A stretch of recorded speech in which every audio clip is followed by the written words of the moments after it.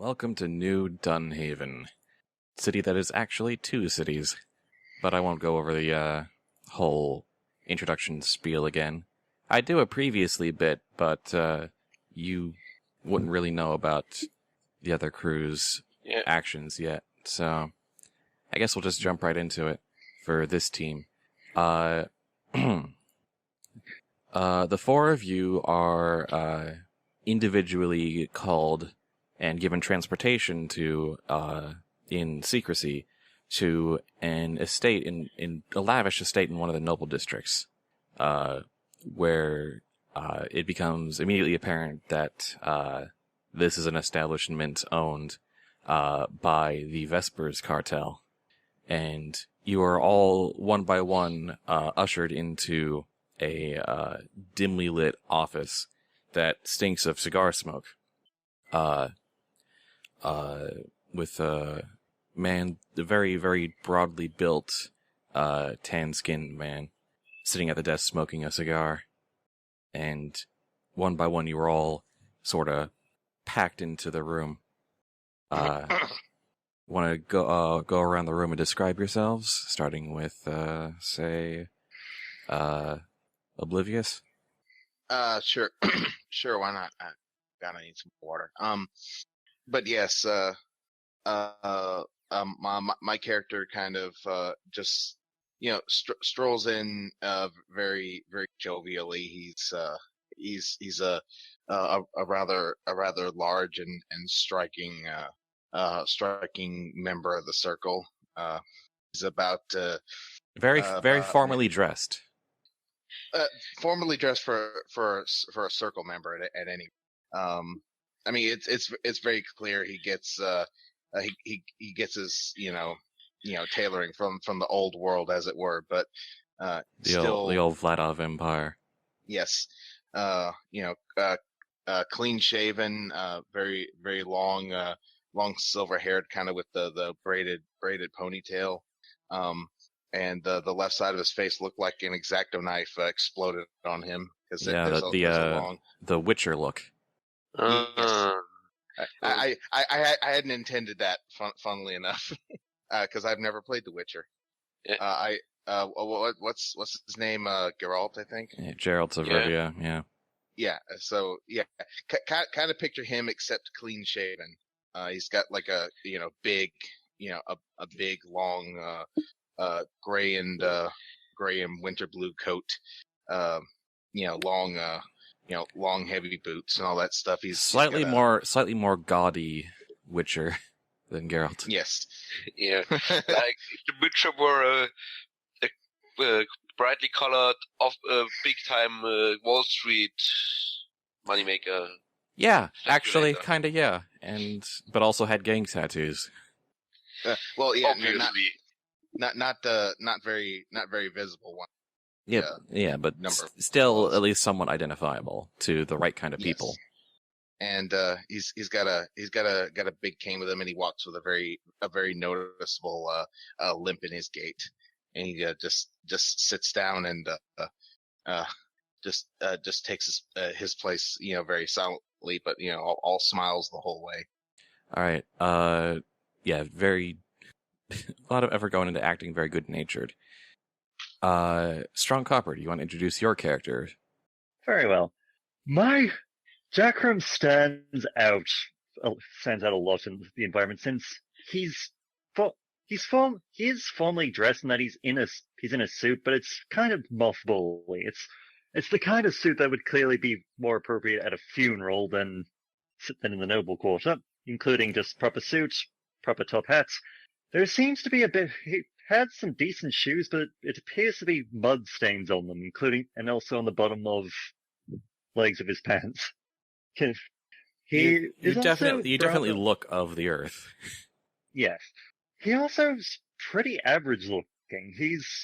I object to that. You can't be like very tall and large framed and go for average. No. You are of the Gravediggers cartel. You are, by your nature and your stature, somewhat intimidating. You do not blend in terribly well. Fair enough. Probably look a bit gaunt too. Do not give me that just an average guy shtick. That's for the commoners. Oh, that's for the innocents fine. out there. We're the right kind of people. We don't fall for that. Ignore this All right. stench of He's death. bit. He's a big man. He's a big man, wide shoulders and all that. Though appearance, just face wise, he's not. Doesn't really stand out. He doesn't really stand out. Though around his hands, there is clearly some scarring. Some rather interesting looking scar tissue. Hands? Hmm. Was that you Yeah. said? Okay. Yes, his hands. I thought you said pants for a second there. No. Scarred pants. But yeah, he's not attractive, but he's not unattractive, if that makes sense. He's just, if you looked him in the face, you wouldn't really care one way or another, provided he doesn't. I don't know. The right description behind you. the description you gave me, his eyes don't seem to have much life in them, and his teeth are yellow and crooked. I'd say that's right. That's a particular Yeah, that on doesn't sound average. unremarkable, I think was the word. Yeah, he's unremarkable. He just went in his natural. I think you and I think we disagree on the definition of unremarkable or average, but What does the average person in this time period look like? we're not. Are all of them good?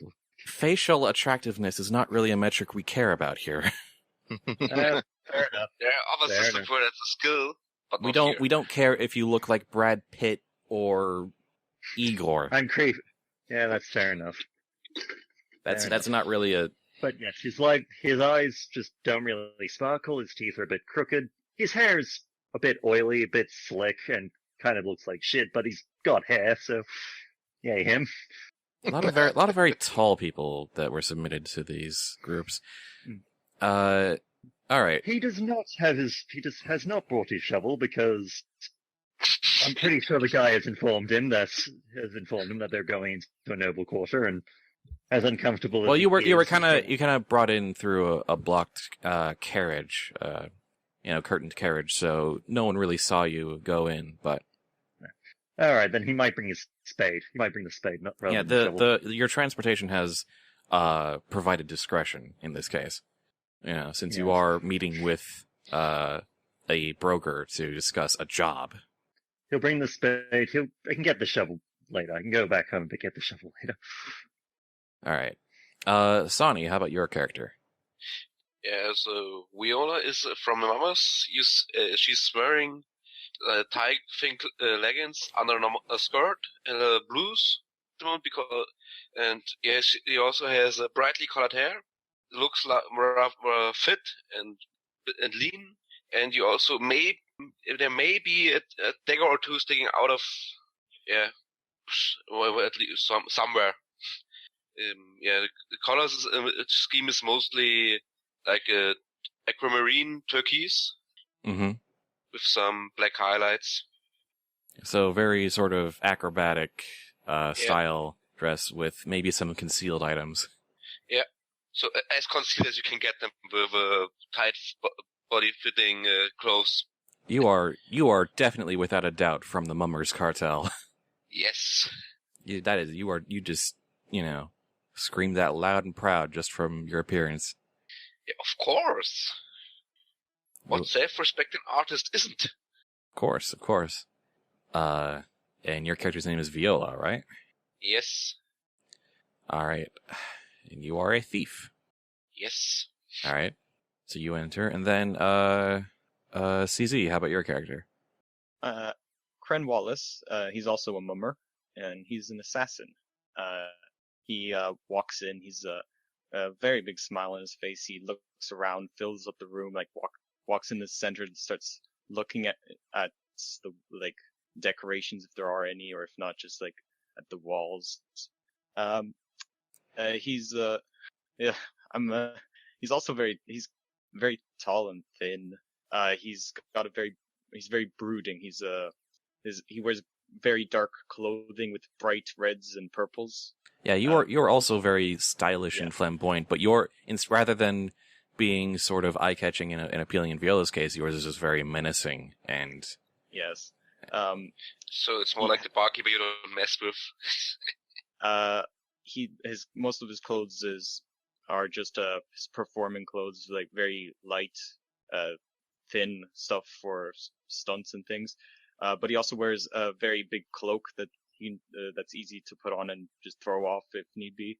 That the cloak reaches all the way to the floor, so it like sort of drags when he walks. By his side, he is hanging a mask, which clearly is of a crow, which is from his assassin kit. You get a mask. Mm-hmm. And yeah, he has a lot of, yet again, a lot of scars on his body, mainly because of his day job as a mummer. He juggles knives, eats swords, does very dangerous stunts on stage as his day job, and yeah. A very particular kind of stage magician. All right. So Lazarev, Jackrum, Viola, and Kren. You all take your seats, and this, tall, broad, dark man, which seems to be a very common theme in these criminal types, stands up. He's very, very, smartly dressed. Could pass for one of the noble houses. Could be actually one of the nobility. You're not quite sure, but, he's dressed in sort of the purples that are common to the Vespers, and he says, I have, called you all here today because I need you to retrieve something for me. And I'm not particularly concerned on how you get it. He reaches into one of the drawers of his desk and pulls out a few photos and papers and whatnot and spreads them across the table. At the center, there is a photo of a black thoroughbred racing horse. And it says, "This is Little Comet, and this is your target. I want this horse. Captured alive, brought to me." Excuse me. You are serious? I'm quite serious. Don't ask him such questions if he go to all length bringing us here. Of course he wants something. Yes. And a racing horse? Why not? Everyone has something to collect. I'm not much of a horse person myself, but suffice to say it plays a part in a larger story. Now, he points at a picture of a sort of grim-looking young man. Little Comet's owner, Sean Sterling. He runs a street gang in Kendrick County called the Men at Arms. And this particular gang runs an illegal race circuit. People in the city, race through the streets at night. Gambling opportunities, that sort of racket. So the Fast and Furious with horses. Out of character, basically. We occasionally have to bury one of them. No surprise there. Now, and he takes a puff of his cigar and just, blows it into a corner of the room and says, "Now, there's a few things you should know about this job. One, the next race is in 2 nights from now. The second night from right now, Sean will race that horse in their latest race, and then that horse will be moved out to the distant countryside where I will not be able to retrieve it, and that would be very unfortunate. I need that horse either by that night. That may be an opportunity itself, but either I get that horse by that night, or I don't at all. 2, from what I know, from what little my agents have been able to see, Little Comet is a tough, mean mare who only seems to trust Sean. So you may have some trouble getting it to follow you. It is not simply a horse you can, bait with some carrots or whatever. Again, I'm not a horse person. The Men-at-Arms have a compound. It's in Kendrick County, it's an abandoned transportation hub where, once there was a company that would, a taxi service, basically, with horses. They had a stable and everything. The Men-at-Arms have turned that into their own gang headquarters, and Little Comet is kept in the stables of that area. It seems to be heavily guarded. What district? What district is it in? Kendrick County. It's a commoner's district. Right. Do you have any? A question? Sorry. Here you go. I'm back now. Okay. I didn't hear for the past a minute. The Men-at-Arms have a compound in Kendrick County, and it's heavily guarded, and the horse is there. Okay. And we have 2 nights to get, so at max to get it. Yes. Do you have any further information about this gang or the owner in question? Of course. One thing that may help or may not. Sean, I've attempted to have some dealings with this Sean Sterling. Street gangs, they're a dime a dozen. They eventually get swallowed up by the big cartels, but Sean has resisted. It seems that he's, shall we say, paranoid to a fault. He does not trust very easily, and is always on the lookout for threats unseen. But in some cases, that can also be a useful trait. I'll leave that up to you to exploit or not. And one other thing, it may or may not come up, but you should know, definitely, that the Men-at-Arms may have some connection, ties, or dealings with the Blooded Cartel. Out of character, the Blooded Cartel is the cartel that refused to join the arrangement, and they're basically the enemy cartel. If I remember correctly, they were a splinter of the family. Yeah. Yeah, the family is splintered into the family which stayed with the under the arrangement, and then the Blooded, who absolutely refused. It's possible that the Blooded have some interest with the Men-at-Arms Men-at-Arms street gang. So you may run into their agents, or they may have some interest in the race racket, or we don't know. We've just seen them. We've just seen them in each other's turf without any response. So it seems they may have some sort of agreement, or maybe not. Do you have any other additional objectives, or do you merely just care that we get the horse alive and well? No, I'd say that the horse is the priority, and not a simple task at that. I would say, but that's why the arrangement exists. That's why we pull together these jobs, is it not? Very well. Once we've secured the Little Comet, where would you wish us to take him? I've got a location in mind where you can securely hand off the horse to my people. It's just outside of this district here. I'm just out of character and all that. Just we'll get that information just before leaving, yeah, so that we know where to take the horse. Yeah, once you have the horse, knowing where to take it will not be an issue. Okay. Will taking the horse there be an issue? Of course it is. That's why we're being hired. Taking the horse is the thing. Now then, any other questions while we're all here? Do you particularly care if Sean lives or dies? I'm so glad you asked. I would rather that Sean lives, you see, because this Little Comet is his prized possession. He loves this horse more than should be healthy, I think. But the horse, you see, is the leverage I need on Sean. So it would be counterproductive to end Sean's life. That can be arranged. Yes, thank you for clarifying. That would have been very awkward if you'd captured the horse but killed the owner. Yes, Sean must live. The various members of his gang, his allies in the Blooded, you can drop as many of their bodies as you like.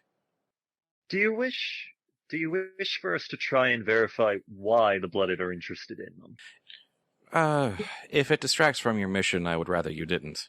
I'd rather you focus on the issue of the horse. Understood. That issue can be investigated separately at another time. Understood. I just simply wish to inform you in case that may introduce complications to the job. Jackrum will turn to the others and just ask, anyone else have any questions? Would you like a gift wrapped? Yeah, it's a good question. What color should the gift wrap be? What? Yeah, what color should the gift wrap be if you want a gift wrapped? If you can, I think that might affect the horse's performance if you tried to wrap it in paper. And given Lily Comet's mean nature, I think you might have trouble getting it to stay still long enough. But that is a problem it is up to you to solve. But no, I'd rather you not waste time. I'd rather you just deliver it to us as directly as possible. Well then, I guess you can consider it done. I look at everyone else. Yeah, I think so. Laz just knows a soft-hand approach it is. What? I'm trying an accent, and I literally could not understand you when you tried that accent. Soft-hand approach it is. Okay. Jackrum will nod his head. Well, not too soft. This is a street gang you're dealing with. Of course. Well, relatively soft for the circle anyway. Yeah.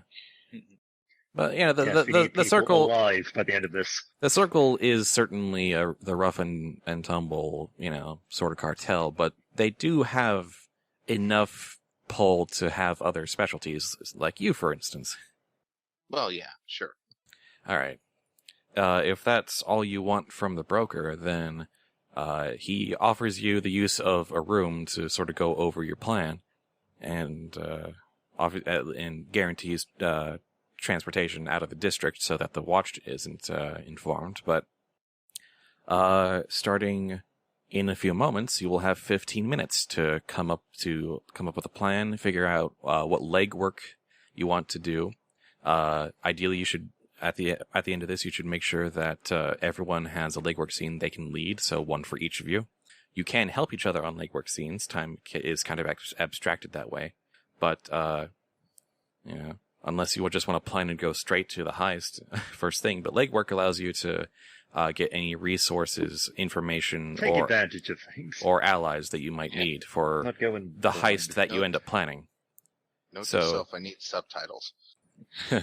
I'm not captioning these things. I'm not captioning 3 hours of freaking tabletop crosstalk. No. I mean, I was gonna put what I say in the Discord chat anyway. So I'm not reading the Discord. I have too many windows up. So for the next 15 minutes, try to hash out the basics of your heist plan and figuring out what you need and your next moves, starting now. Okay. So the obvious question to answer first is, do we want to get Sean with the horse, or do we want to get the horse without Sean? Sean is not the target. Yeah, but it's a different approach to getting the horse. If we have him to get the horse to where we wanted to go, it would be easier than just having him leave somewhere and try to take the horse on our own. True, but that would require us, abducting Sean and actually convincing him to do what we want him to. And apparently he's very paranoid, and I don't think he would like this at all. Actually, that does raise an interesting question. Do any of the enchantments actually work on animals? Because I hadn't considered that as a possibility. It's possible. Because I'm giggling at the idea. But the drawbacks could be seriously bad for a bad-tempered horse. True. Just a quick question. What day cycle are we going in after this meeting? Just what cycle? Is it a day or a night? I'm actually gonna say that, the guy said 2 days, but actually in my notes, it's a day and a half. So you have a night segment after this, then a day, then a night. Right.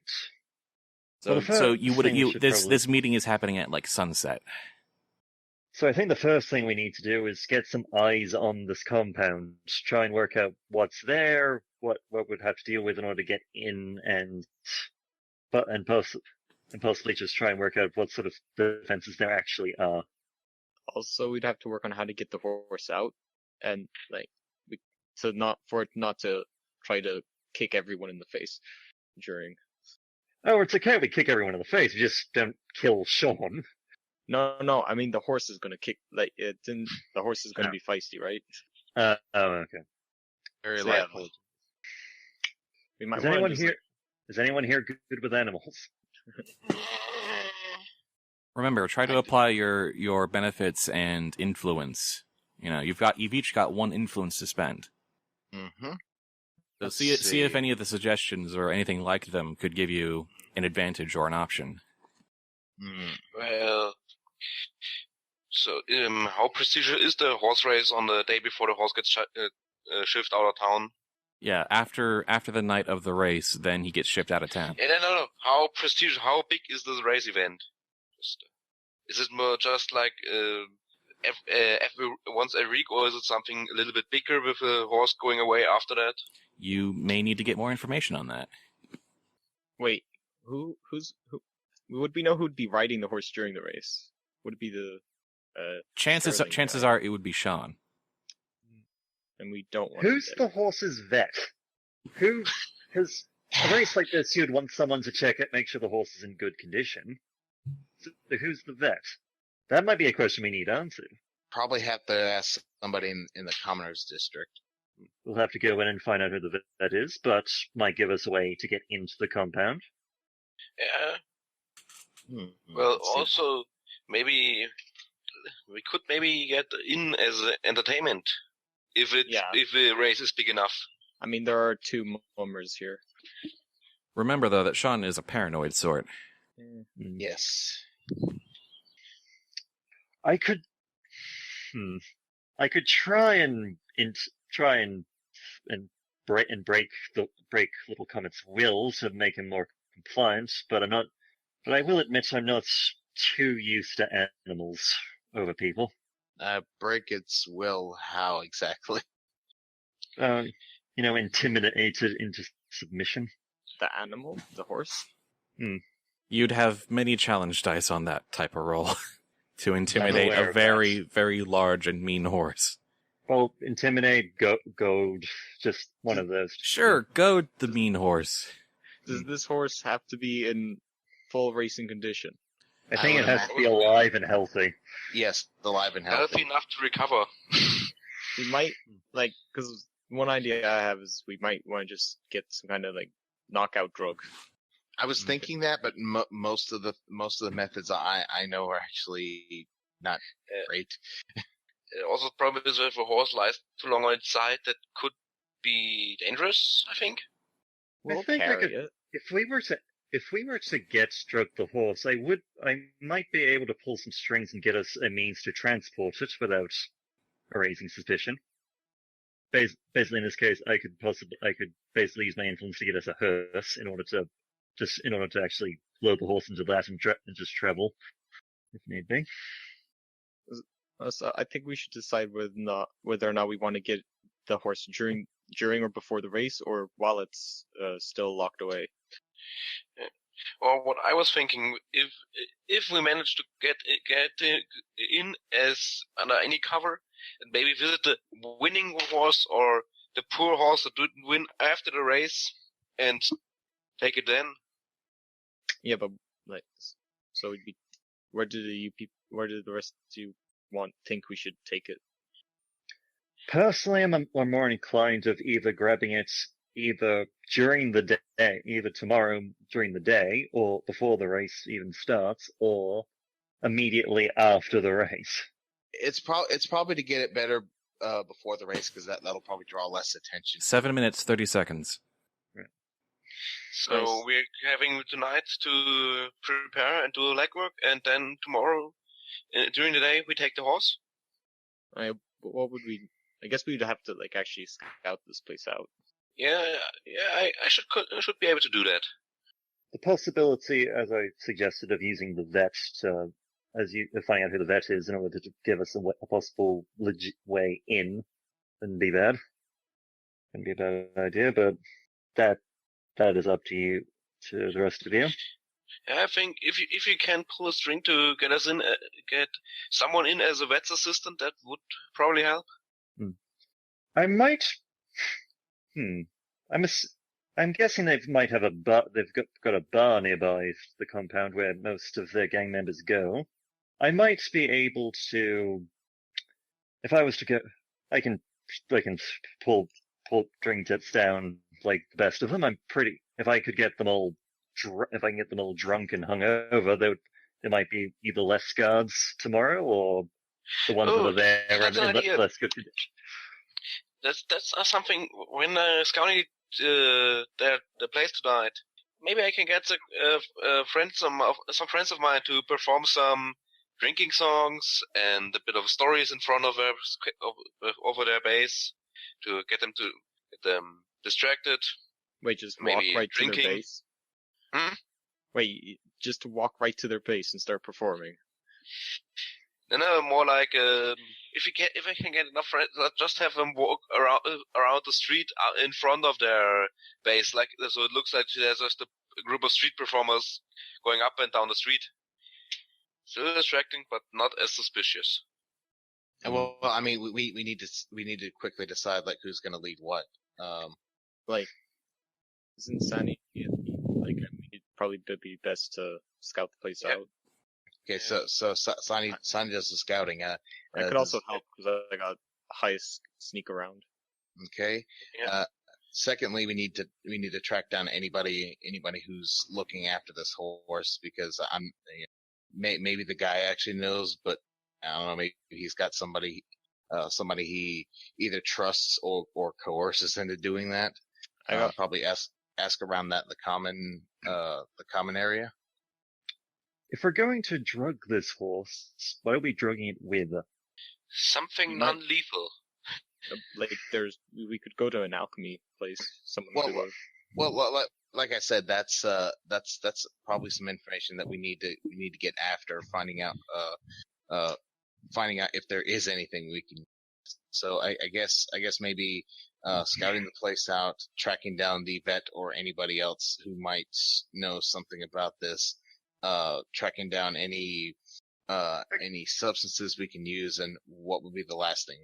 Actually, just thinking about it, if we can track down the vet, we can probably take care of the substance thing. Because, let's face it, they're probably the ones who know the... The vet should have something that gets the horse to sleepy to operate if it's broke, if it has hurts. And I can... 3 minutes, 30 seconds. And as I suggested, I can go to probably the nearest bar to the compound where there will probably be guards, some of their people getting drunk, and as I suggest, I can drink them under the table so they're either not available or they're too hung over to be much of a threat. Just drink them to death. Well, no more guards, right?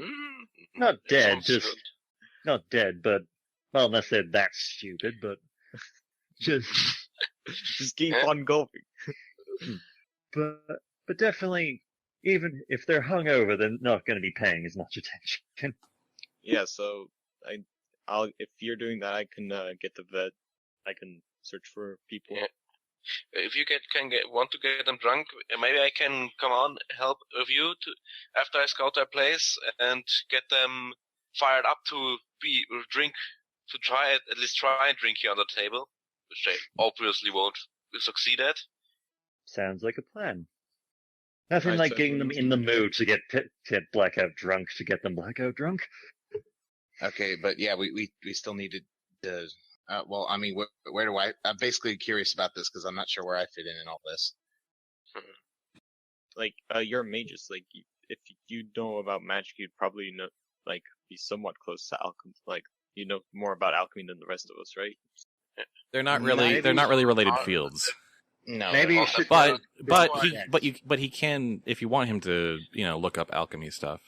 Also, Maybe aren't you with a circle? Can you have because we need some really strong help to move that horse probably. So don't you have guys like that in your cartel? Yes, we do. I can provide us with A legwork transportation could to be transport it. going to the circle and asking to get some muscle. Fair enough.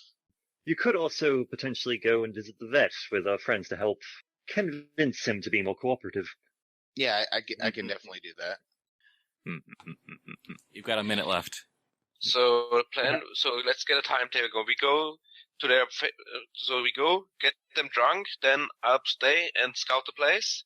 Meanwhile, we're looking for the vets and for assistance from the circle for carrying the horse back. Yeah. And somehow acquire a substance that can put a horse to sleep. And possibly a man to sleep, because, just in case we need to deal with, the owner. Sure. Yeah. If need be, I can, as I suggested several times, I can pull some strings together as a hearse to transport the drugged horse without suspicion. But a drugged horse transporting in a hearse that's probably lying on the side, and it's not good for the horse. And aren't we supposed to bring it back alive and well, or mostly well? Yeah, that's to be helpful. It can be mostly, but All I right. just have to Time's be up. quick. Okay. So let's review. What legwork scenes do you want to lead? What legwork scenes have you decided to lead? I'll be looking for the vet or anyone else that is connected to the horse. I think with Obi. Yes. Yeah. Well, you can all kind of contrive reasons to join in. Just who is leading the scene? Yeah. I would be leading that one. All If you right, need some backup, that's all I can come with. But all right, and the other three of you. Yeah, Just I'll lead depends the on how we- scouting out of their base, probably with some kind of performing troops. Get on the way there to distract the guards from all the spying and looking, and afterwards I will assist Copper with the drinking. That would Or that would require spending influence. Yes. All right. That's Sani. Strong Copper, you're going to a bar to try and rile people up? Mm-hmm. Do the people visiting the vet wish for some muscle backup? Oh, right. No, you're right. You're going to search for the vet. That's your scene? I'm following them just more to back them up and help get the vet on side. Oh, wait. No. Okay. So you're right. I think I lost track. So CreeperZone, you're on vet? I'm looking for the vet. Yeah. Okay. Sani is on scouting. Strong Copper is on drinking. Yes. And Oblivious is on getting some muscle. And possibly seeing if they have something to less lethally put somebody down. Maybe. I can always just smack him in the head. I can Might be might be a stretch, but All right. So let's go to the start of the night segment, and let's see, each of you just as a baseline, at the start of every day or night segment, a little bit of heat is generated, one for each of you. So there's now 4 heat in the pool, or heat points that I can spend to introduce complications. It goes all the way up to 30. Now. yeah, let's try not to do that. So let's start with Sani's with Viola's scouting. I would have else done the scouting after we get them drunk. Well, I mean, Copper goes. You wouldn't okay. get the ones on guard duty drunk. You would get the ones who... yeah, some of the gang is already out drinking. There's, You're Mhm. getting their relief drunk is what you're doing. Yes. Yeah. Okay. So yeah, then that's fine. Start. all right. So you spend an influence to create. No, wait, no. When do you want the distraction to happen? Do you want it to happen tonight or tomorrow? That's a good question, actually. Probably tomorrow when we're actually Yeah. doing this. Yeah, but we have another more. But we have 2 mamas, so we can have a distraction both days. If CreeperZone doesn't spend his influence now. Do you really need the distraction now? I mean, it's nighttime and like you have like a bunch of skills for sneaking. Yeah. Probably. Okay. Then I'll probably keep it for tomorrow, for where we actually take away the horse, so they have to go through a performer troop when we can't carry whatever away the horse. Which is So which is Strong Copper's thing. So Yes. Yeah. So, is anyone else coming with me to scout the place? if they think they can help, which otherwise maybe not. Yeah. I wouldn't be good with helping you scout the place, though. If things go wrong, I could probably help you, but Two of Yeah, my I guys kinda- are sneak around in case the joint, so I could help. Kind of stand out a little too much for that. Well, Assassin Same. Assassin has some points in case the joint. Turns out assassins and thieves good at sizing a place up. Sorting out where we want to do our thing. Yeah. So I'll be coming with you. The two mummers. All right, so in the beginning of the evening, you sneak down through Kendrick County and further into what's almost kind of a ghost town section of the county, which is just seems to be full of abandoned buildings, abandoned businesses. You would have heard through sort of the grapevine a little bit that it seems that there was a few months ago a new canal built through this county, and that kind of it helped improve transportation through this district, but it kind of killed some of the businesses, some of the local businesses, and forced people to move. So part of this district is a ghost town, and this gang has moved into the taxi company that used to be in this big old compound where they stored carriages and chariots and horses and whatnot. And it's kind of nestled in on the street between like a big old apartment building and some sort of shopping building. It's wouldn't really stand out in the street, but except for now there's some people sort of standing around looking intimidating in front of it. And it's the only building that seems to have lights inside as well. I'm going to assume that you want to case the joint. I would suggest for my colleague to scout outside, because I will. How many stories does the building we are casing to have? It's only one, but it's a rather in the back. It's a rather spread out complex. There's a plot of land for the staples and whatnot, and because I would use the specialty of the second story work from a thief to get inside and see what's inside the building while our assassin is scouting the outside. All right, so you want to use second story work to just jump on the flick flag and jump off into whatever window there is and hide in the raft under the ceiling after I'm inside. So get in through the ceiling, the rafters. Yeah, in the rafters, yes. All right, yeah.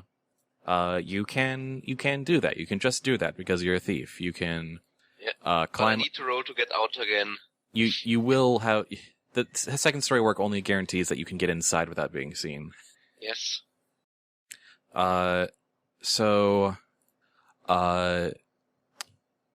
Kren, or I'm gonna ask you to make a case the joint roll with one advantage and one challenge die, and Viola to make a case the joint roll with two challenge die. So I passed the case to joint, which is 80, and one with one drawback. Challenge drawback. All right. So from the outside, you can you get a good look, observing from outside.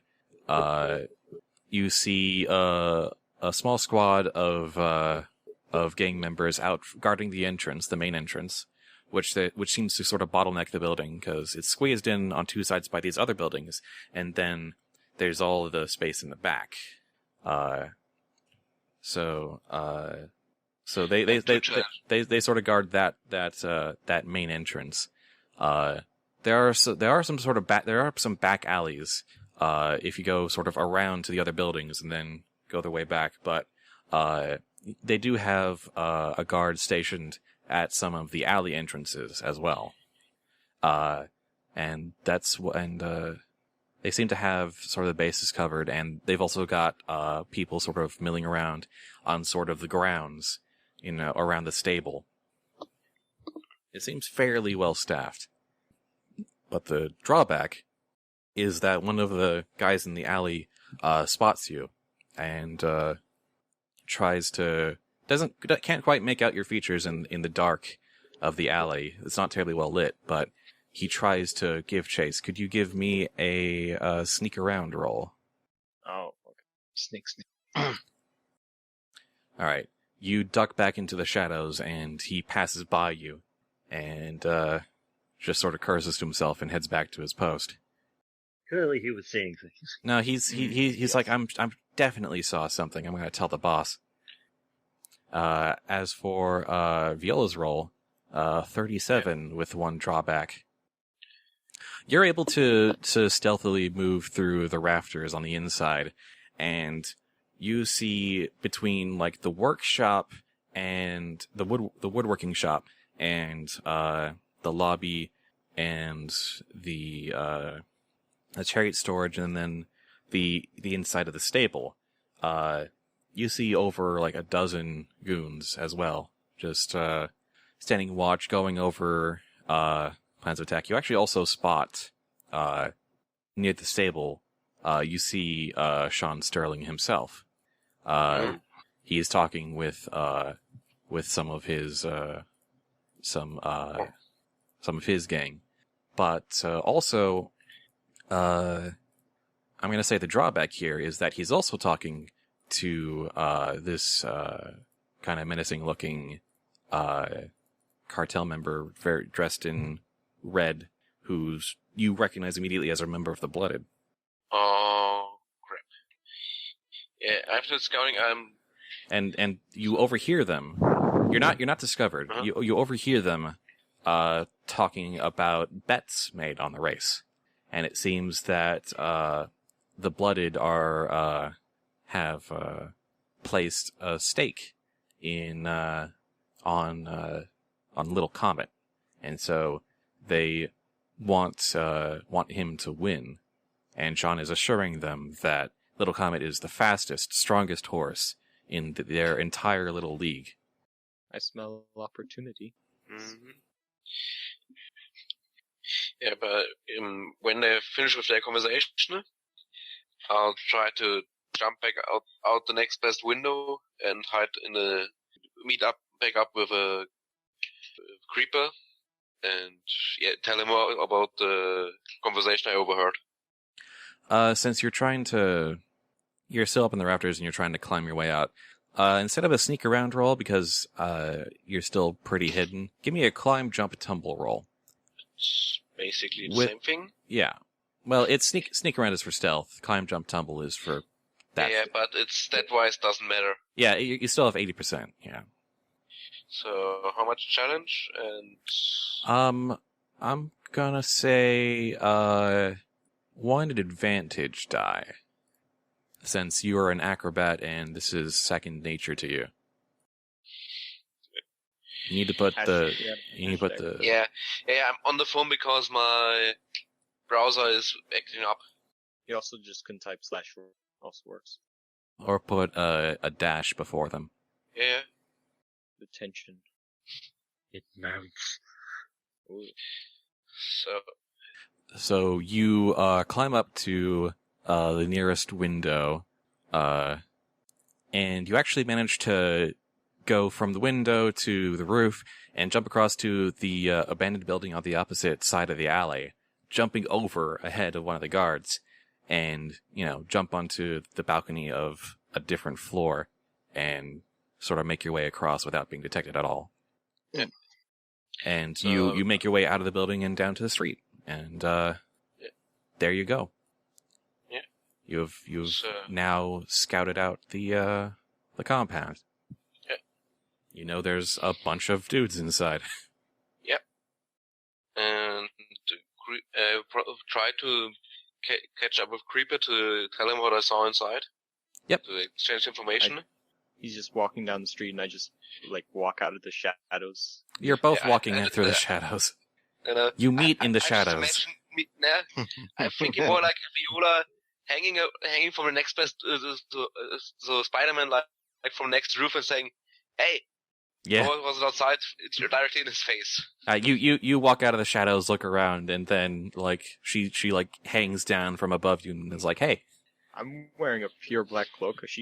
I'm standing right out of this alleyway. No. Stop trying to out-badass each other. You're on the same team. You accidentally walk into each other and almost stab each other before you realize you're on the same side.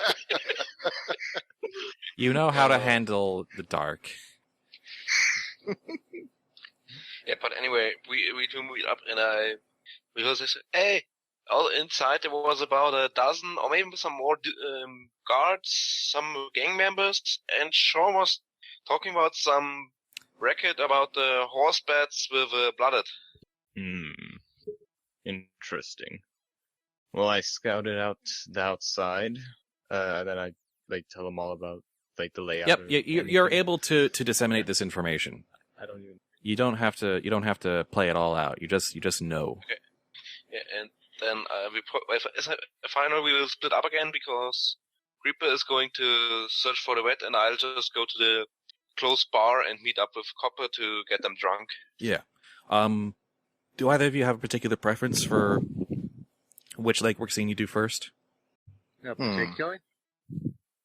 I kind of figured they'd be doing the bar thing first because I'd imagine messing up their guard shifts might be a good idea. True. All I right. might also just realize it might also be a chance to find out who the vet is. If we get them drunk, they might be willing to spill that. This is true. To the bar! All right. Did you plan to come together, or do we meet in the bar? Yeah, we'll probably meet in the bar. Hmm. We'll have to have tracked it down, so... You're able, you pretty much by virtue of, logic, saying, what's the closest bar to this compound? Well, it's probably, what's a good name for a bar? Give me one. The Rusty Mule. The Rusty Mule it is. It's gotta be the Rusty Mule. That's the closest one. And sure enough, you sort of, nonchalantly enter, and there's quite clearly, the street gang members have, sort of a similar build and equipment to them. You know, they're all quite burly and, very, very Scary. dour. Yeah. So, it's like, yep, this is it. This is where they are. And here's a bunch of, the gang sort of, drinking amidst some other commoners and, some other, maybe some other gang members as well that are not involved. Or, sorry, other cartel members. So, just a question. By any chance, is this not a Mama's Inn, bar, whatever? This doesn't seem to be a mummers controlled bar. Yeah. So, yeah. So, Jackrum would just squat. Jackrum would just wave let them, me just say, describe what you want to get out of the scene and how you're going to get it. Well, first off, Jackrum's probably just going to wait and just look like another patron until his backup arrives. Which fair it has. So Yeah. I'm thinking if he can get them riled up and get them interested, get some drinking contests going, they could just have my guy win it. Yeah, I was going with an idea like Viola going to poor damsels, help, someone needs to get this Gravekeeper drunk, I don't want him here, I don't want him drinking in the same room as I do. And get them to drink him.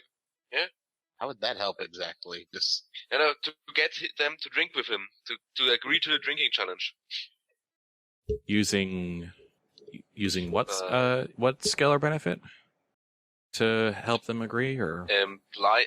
I would lie or create the lie to someone to get them to make them more willing to drink to take part in a drinking competition with our Gravedigger. Actually, it seems like Jackrum is perfectly suited for this task because he has goad someone at 80% and outdrink someone at 80%. I'm waiting until. Wait. That's actually a skill. Yeah. Of course it's a skill. Yeah, it's cool. Well, I You're recommend shitting me. it. Oh yeah. I'm planning.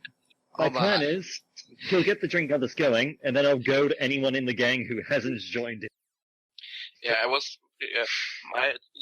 kick off with getting one or two getting to challenge him, and then he's like, "Oh no, okay," and takes on one after the next and the next and the next.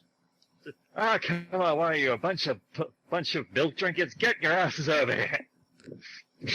I'm trying to find that because I need confirmation. So I'll let Viola help, which will give you advantage die on these rolls. So let's say it'll be goad someone with 1 advantage die to get the drinking party started, and then outdrink someone with 2 challenge die to represent trying to outdrink the entire party.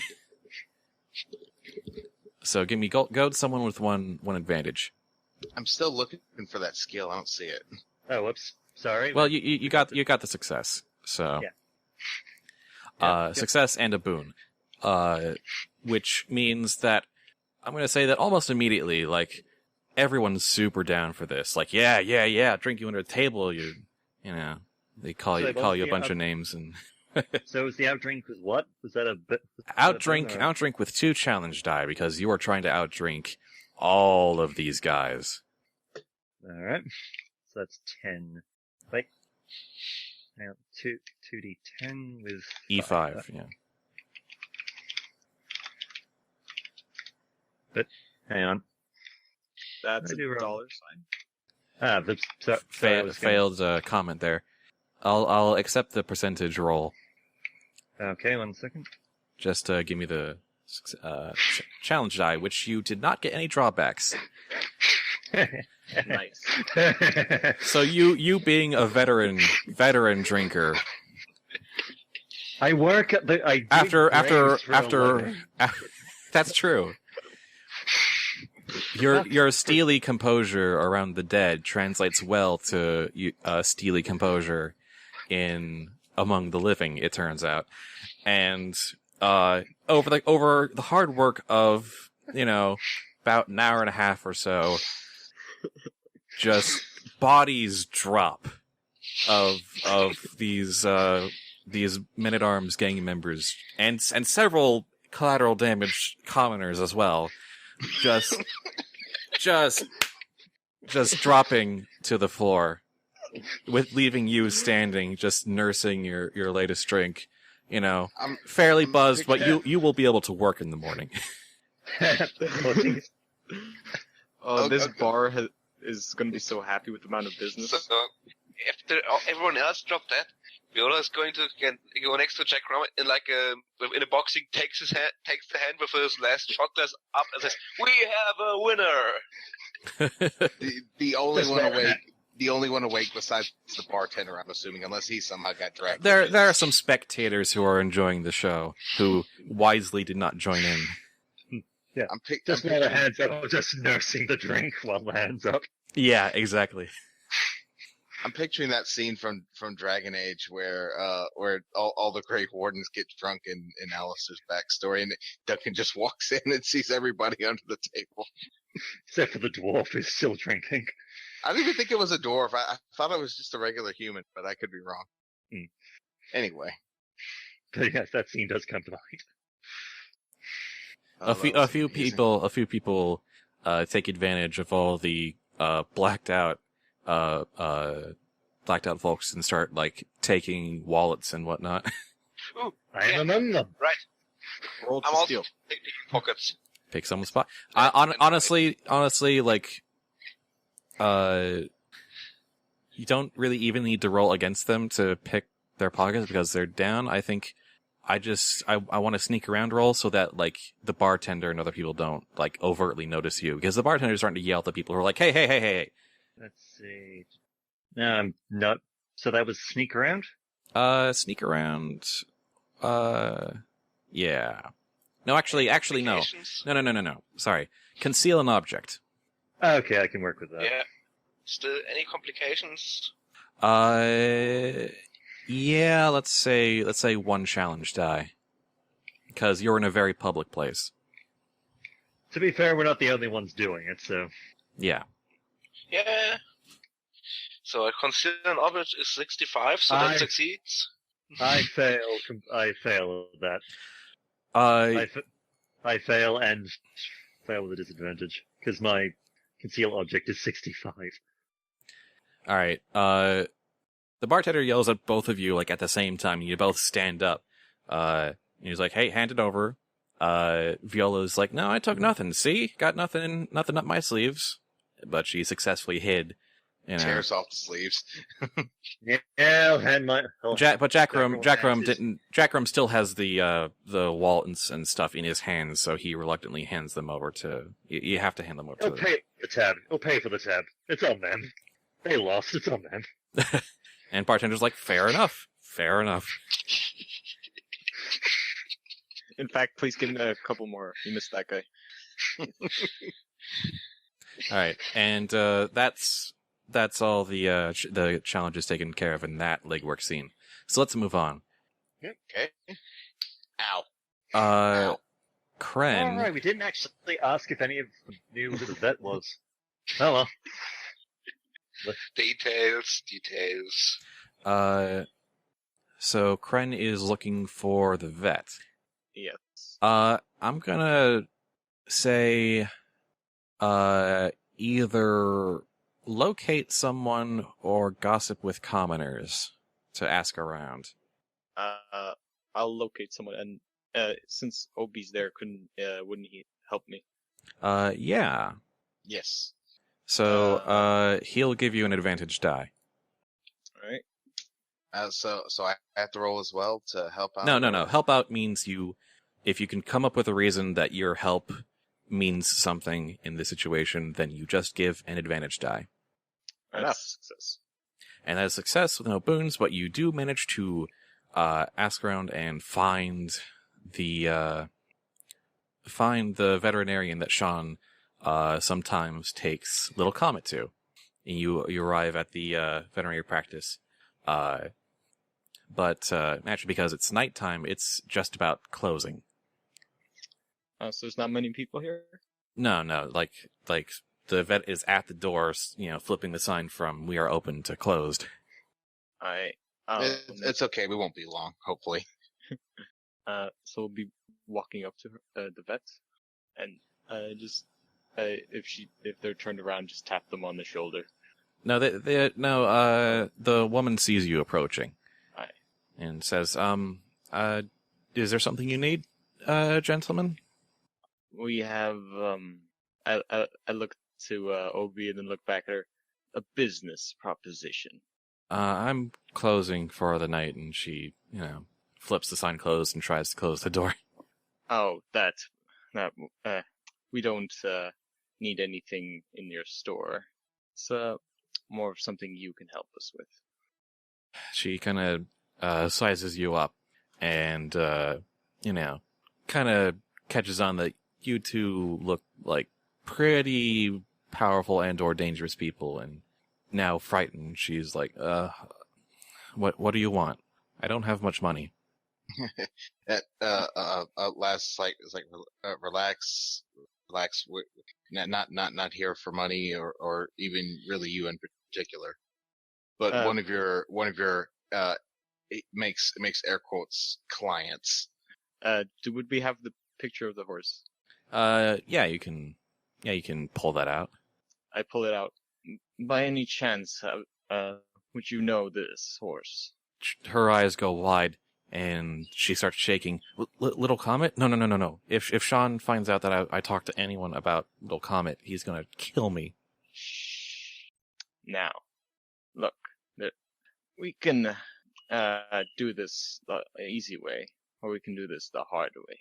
And trust me, if we do this the hard way, Sean killing you would not be your any of your worries. And I'm just gonna flash one of my knives. Oh God. She looks around as if looking to see if any of the city watchmen are nearby, but the city watch doesn't really patrol Commoner's district too heavily. It's kind of a shame. Please, just don't hurt me. But Sean cannot find out, okay? We're very good at being discreet. Don't worry. And just put away the knife. Yeah, you sure look it. Could we sit down? It's getting cold out here. She leads you inside to her practice, and she leads you to seats, but she remains standing, and she says, "Well, what is it about Little Comet?" Oh, we were wondering if you could help us find a way to get him. You want to steal the horse? Well, yes. Lava adds, safely. We're not trying to hurt the horse. And, well, if anyone, apart from Sean, gets close to that horse, it would probably be the vet. So, we'd like to ask for assistance. There's a particular fragrance that Sean uses that Little Comet finds calming. He's just gonna lean in closer. Do go on. It's, if anyone approaches or tries to handle him, directly without that fragrance in the air, Little Comet just goes crazy.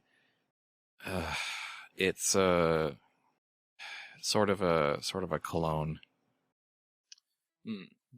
Would you have any of this in the store?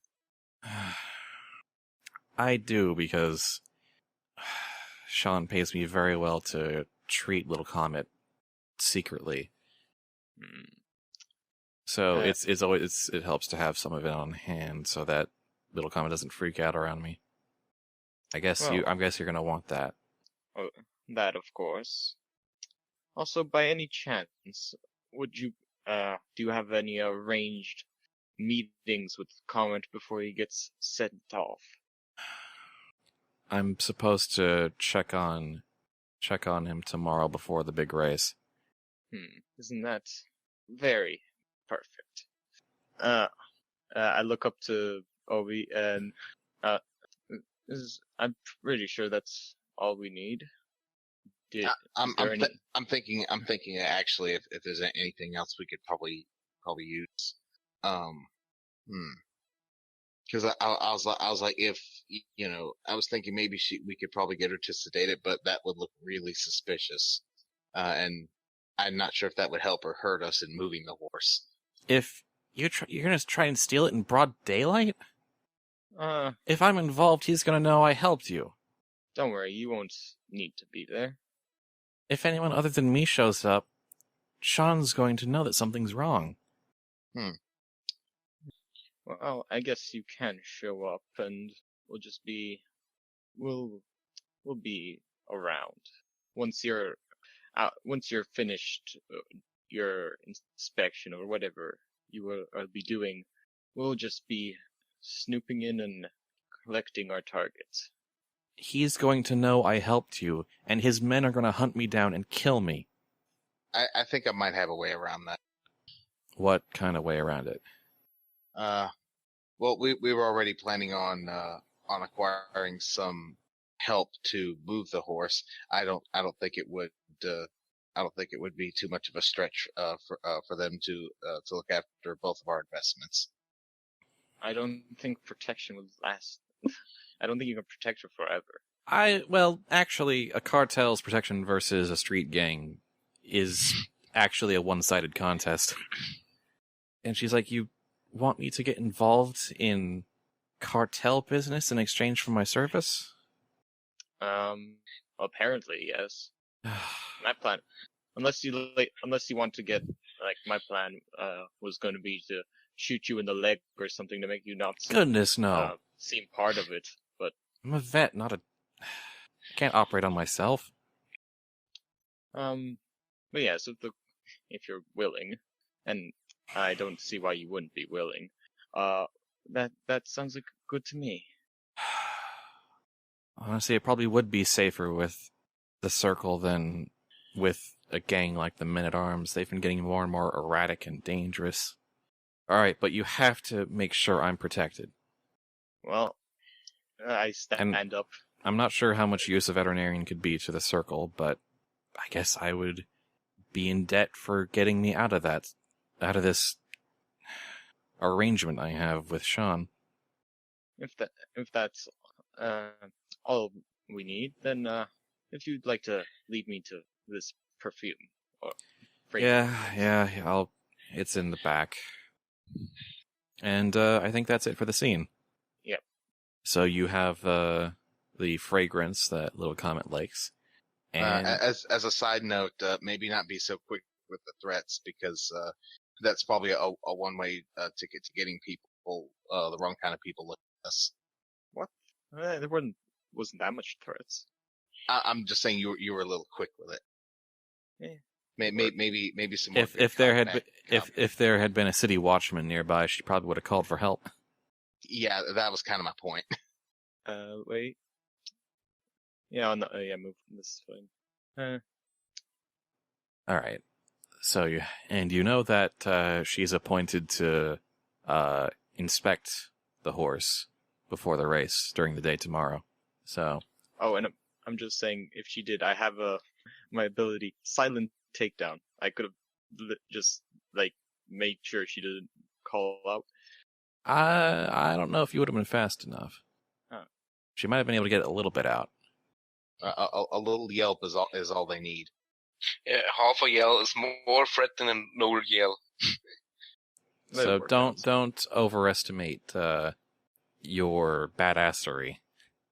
Especially trying to assault and or silence a civilian would bring down a lot of heat. That's the sort of thing that gets the crown involved very quickly. Do we have any other scenes? Or? Yes, Oblivious's legwork. Yes, we have to secure some muscle for the particularly angry horse, and it seems it has doubled as securing protection as well, which I'm sure it's going to be fun, a fun conversation. Do you want anyone else with you for that, or? The Circle doesn't really like a lot of the other cartels, so having a Gravedigger or a Mummer along with him probably would actually be kind of a.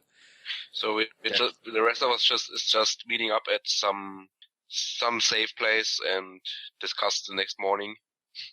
Well, it's kind of abstracted. This is either before one of the other scenes or after. I mean, so yeah. Mm-hmm. So, Lazarev, you end up heading towards the castle, the big Rikers prison of New Dunhaven, and in the surrounding streets and the alleys, you meet with sorry, give me a second. Spud has notes. You meet with one of the archons of the Circle. This it looks even more noble than you pretend to be. And this very noble, rich-looking man still looks very hardened, though. And he has a few wolves of the Circle with him as well. You could be hard pressed to find somebody actually soft in the Circle. Yeah, exactly. Wolves and fangs of the Circle sort of accompany him, and he says, but that's kind of the point. Yeah. What is this you want, Lazarev? Well, I'll get to the point. We are in need. We're in need of some able hands. Got a he kind of tightens his grip on the cane a bit. It's like we got a group of pups that we need to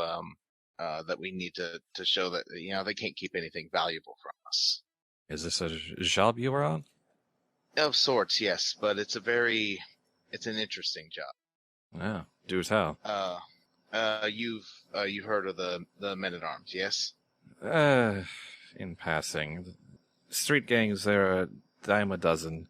They pose no threat to the cartels, of course. Under the arrangement of the Black Council.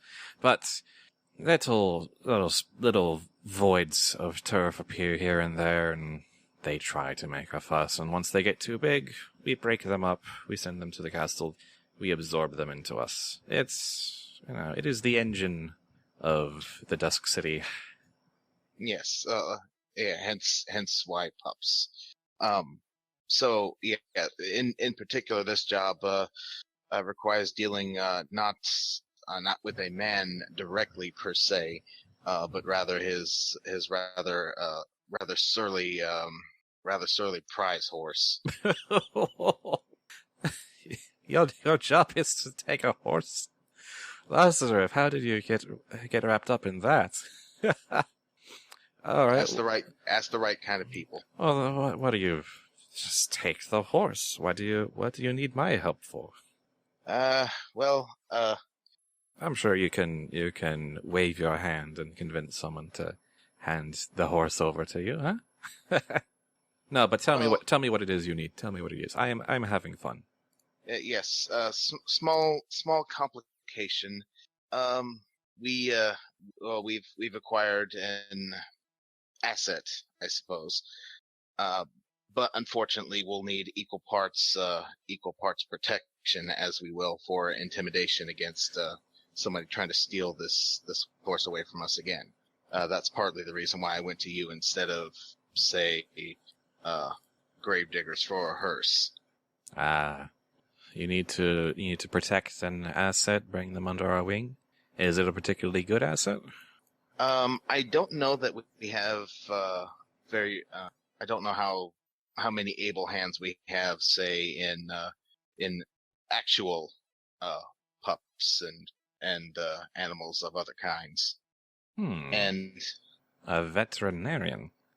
Yeah, not what I expected, but on the other hand, better to have something not needed. This veterinarian has been working with the men-at-arms for some time.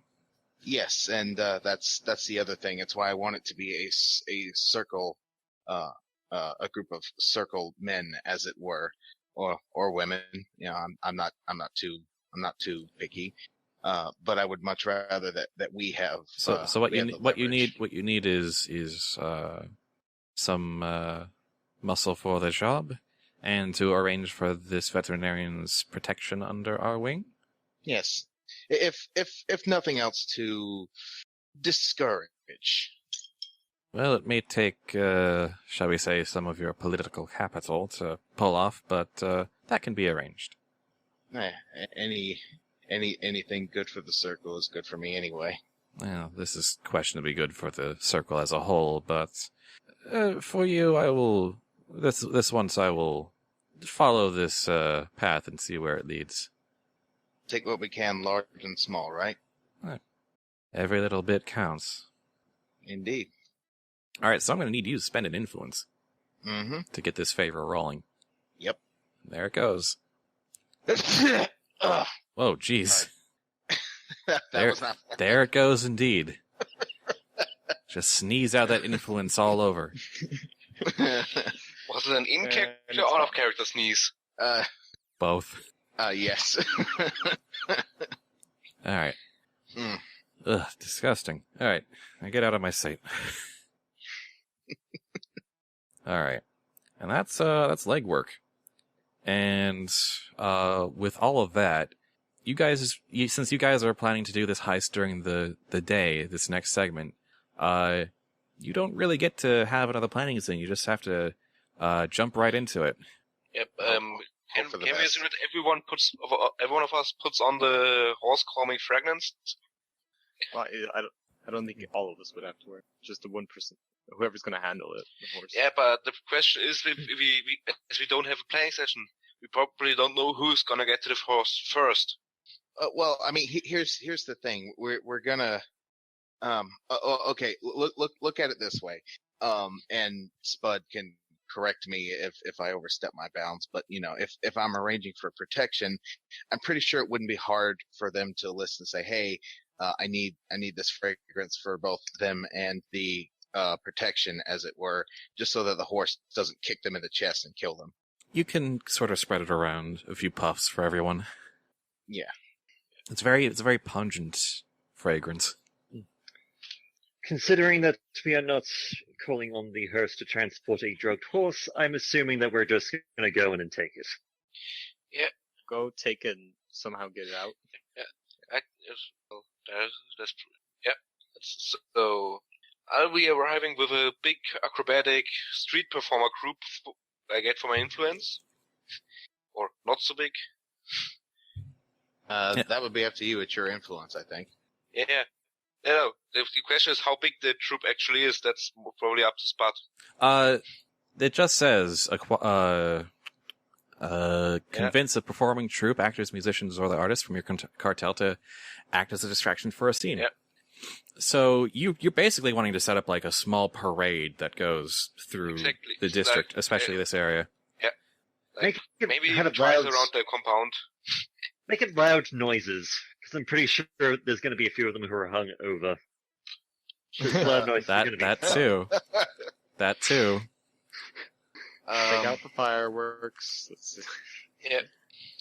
And as soon as we pass as the parade passes the compound the first time, I'll jump into the rafters again with a second story work and wait for the rest of the gang to arrive. Just out of curiosity, is it possible just for flavor's sake to have it the parade include more horses for more distraction, or is that too far out of bounds? You can arrange like a horse-drawn float with like dancing performers atop it. a bit of an with a musical accompaniment with lots of percussion.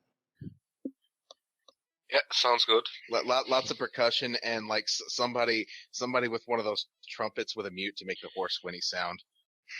Because why not?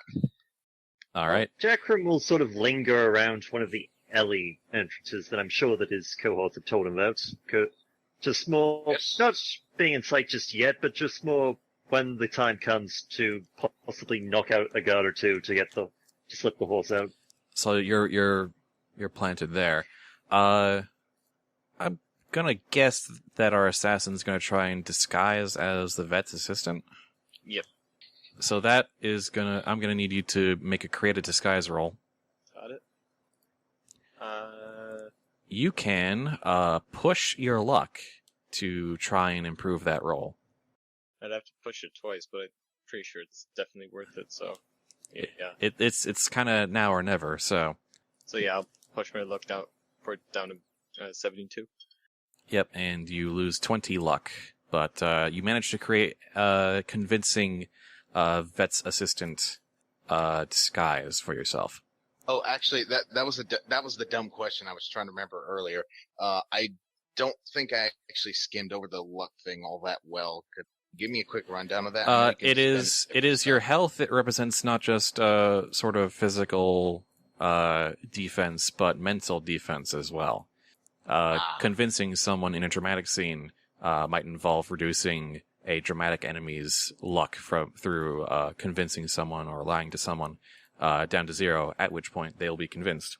And at 0 luck, any physical attacks, either for enemies, like knock them out, or cause wounds, and for you guys, cause the 5 wounds that advance you towards death.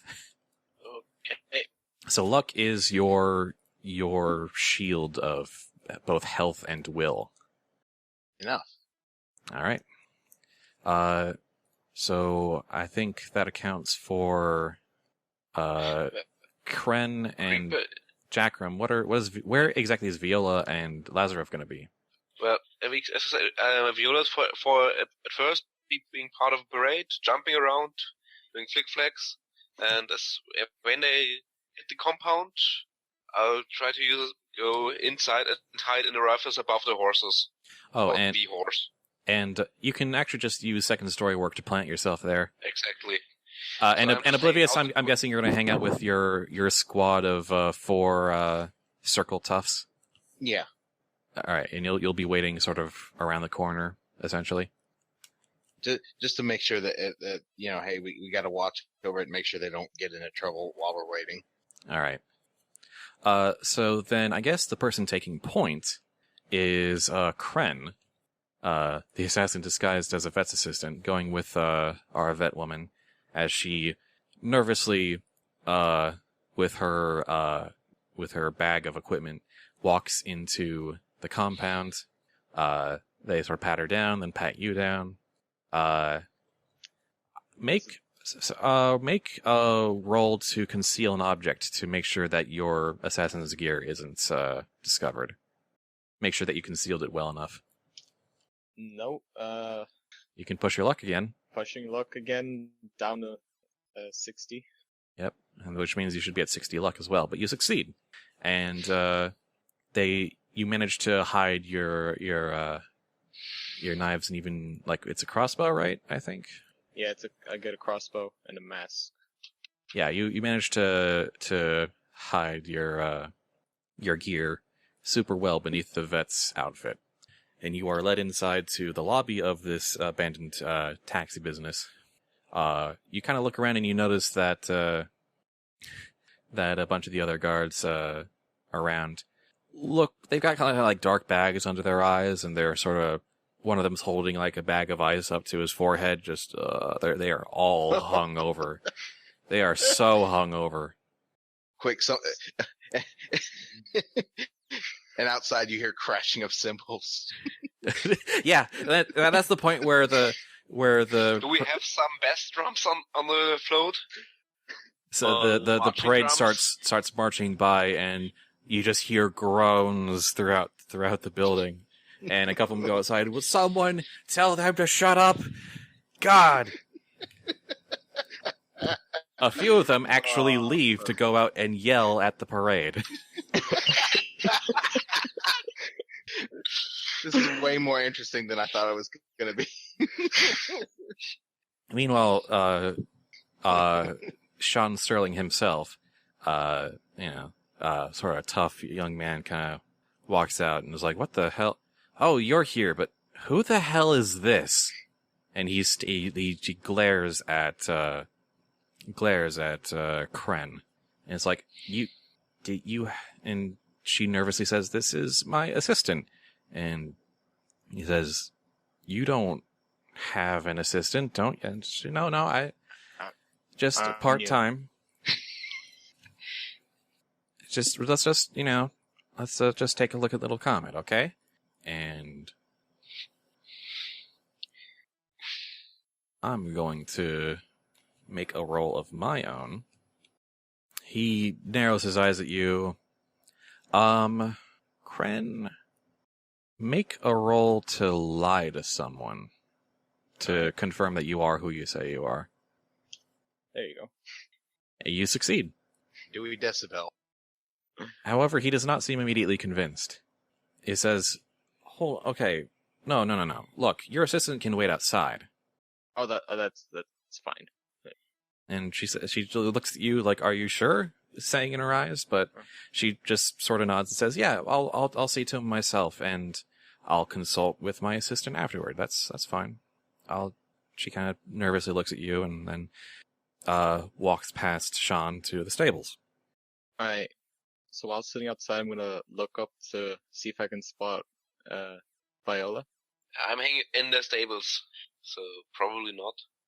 It's a different set of rafters, so you kind of know she's there. You kind of plan this out in advance. You know that she made it inside.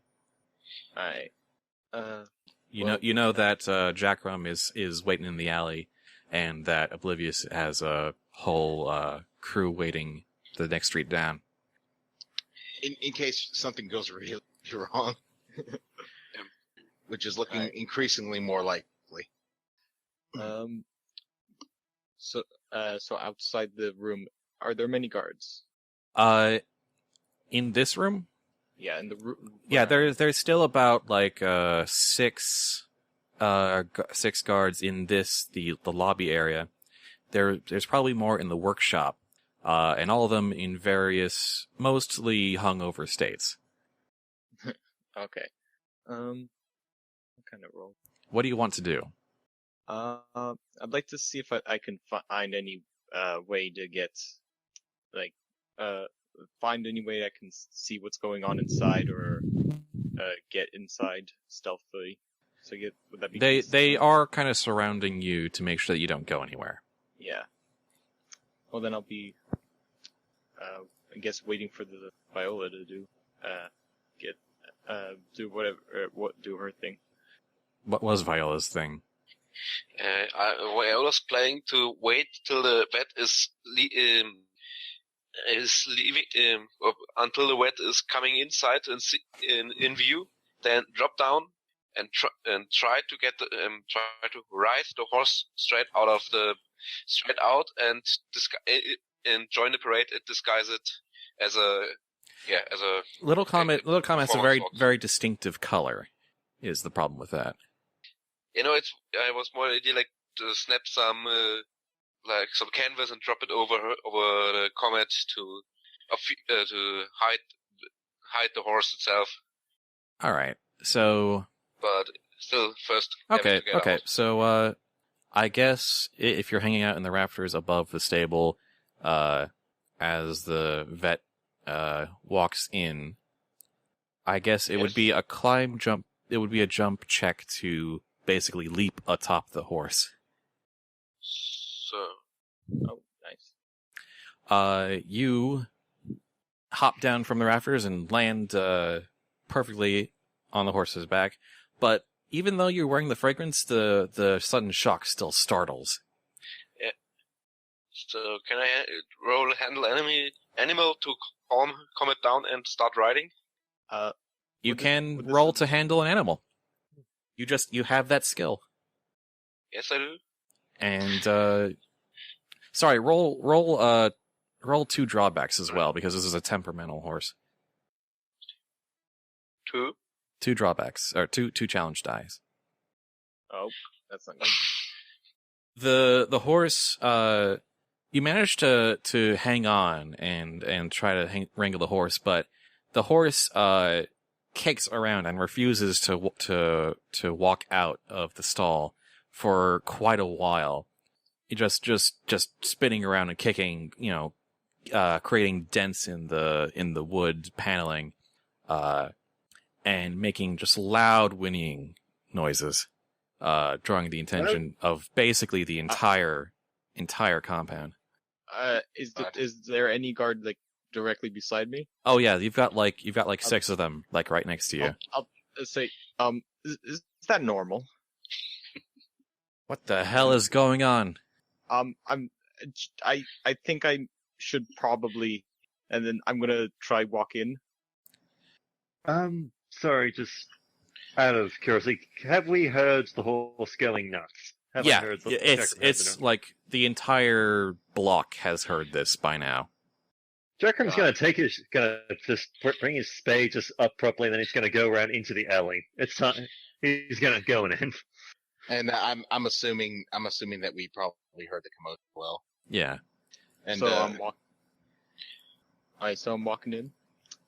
Are any of them? You try to walk in. One of them sees you trying to move in, and is like, "Wait, hold on, no, something's wrong here." And one of them tries to grab you and restrain you. Well, Which one? Which one of us is that happening with? That's happening with Kren. Okay. maybe convince him that something's wrong with the horse. Obviously, there's something wrong. That's why I wanted to go see. I'm a vet.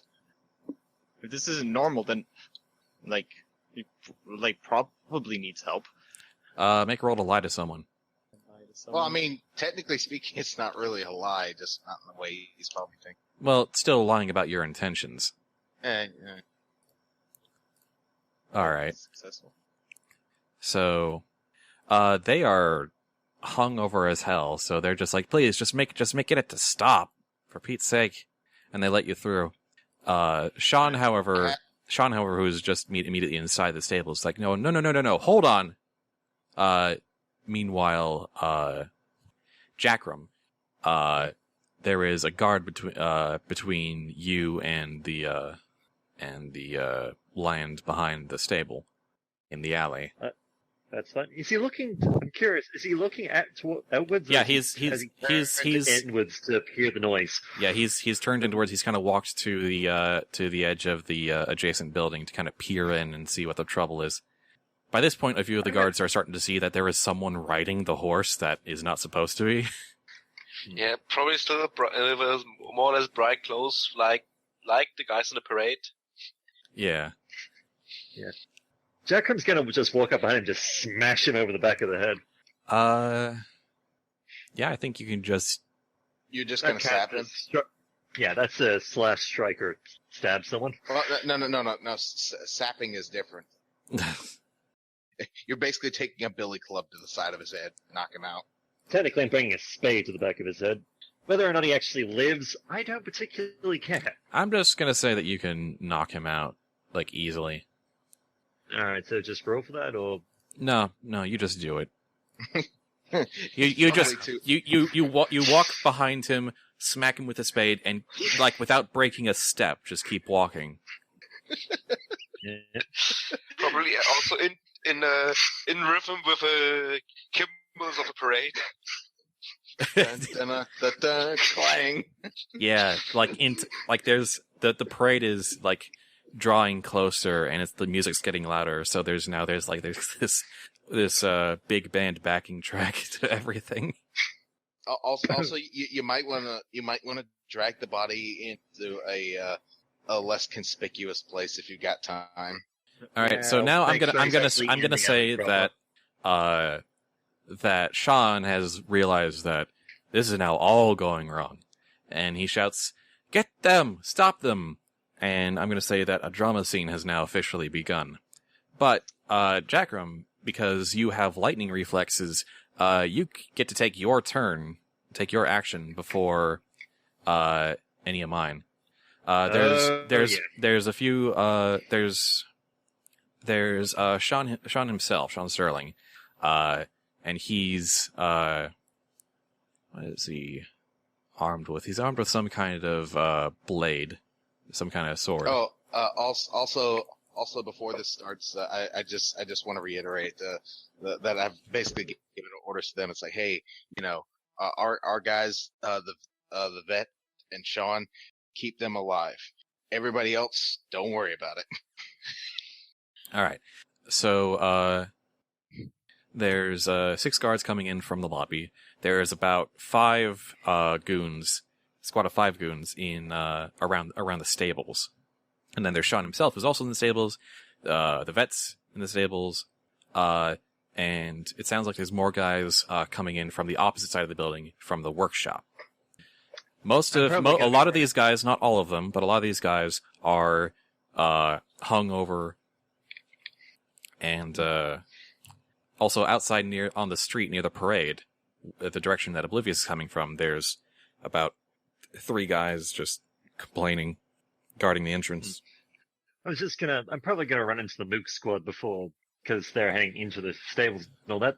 Can I get a bonus kit for the simple fact they don't know I'm there? They're literally distracted by the fact that there's a guy on the horse. Oh yeah, you get if you're going to attack the squad of minions in the stables, just walk up to them.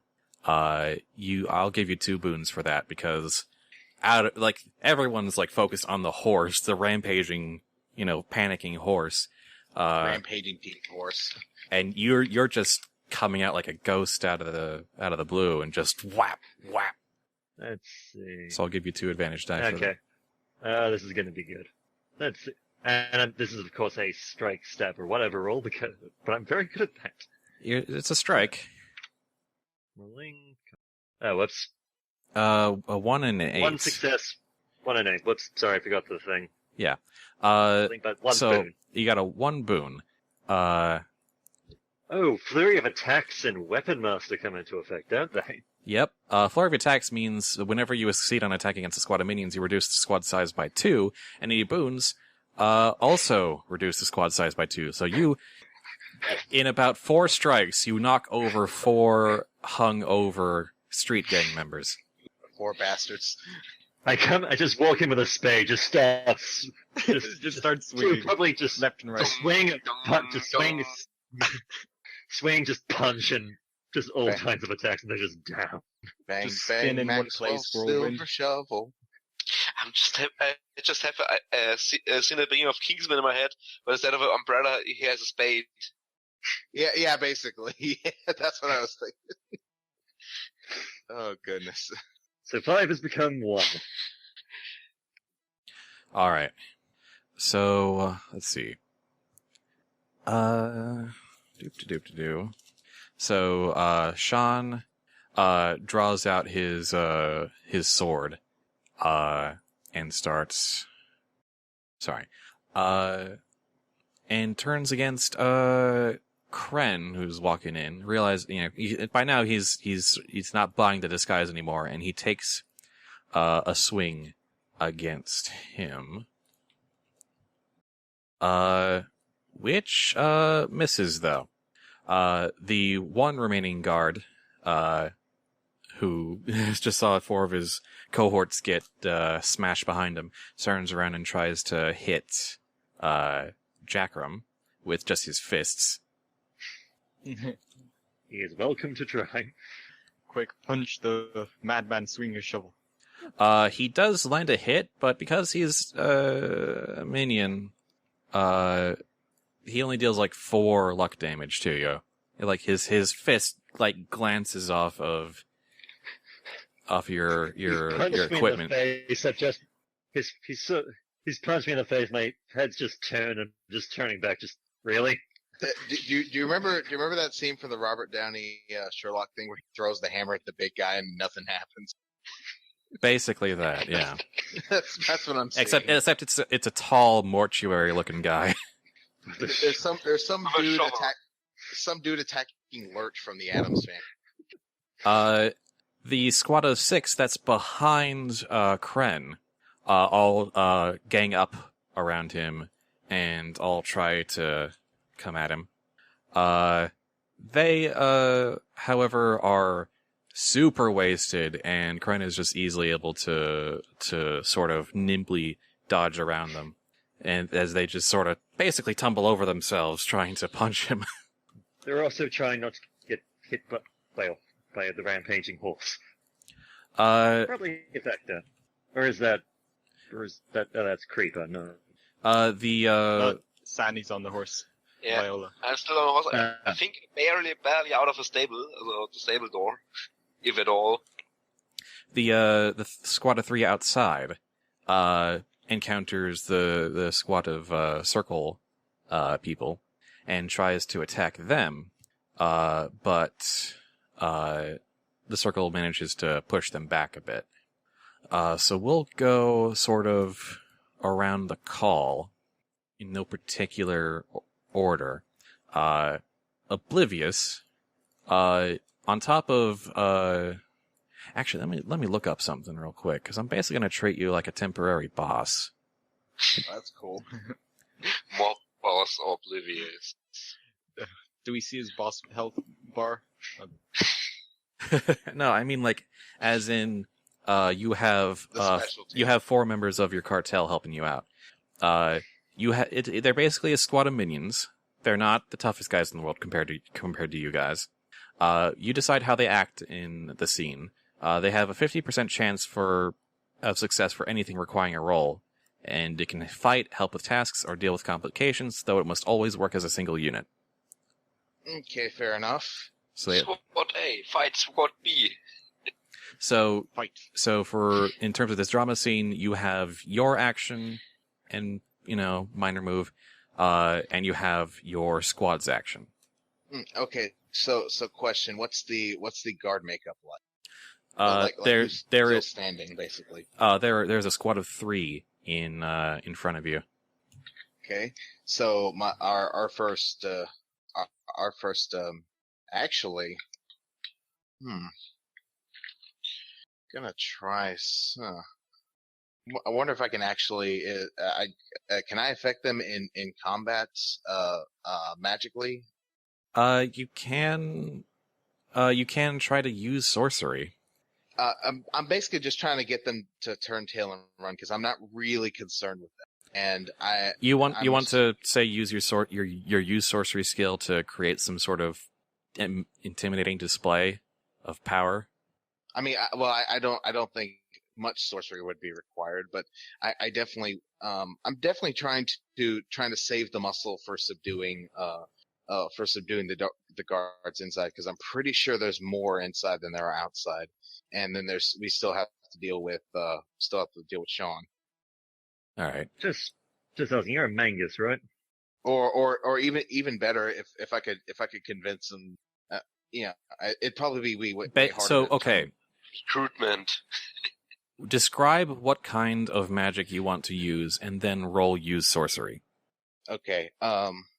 Describe specifically what you want to do with your sorcery.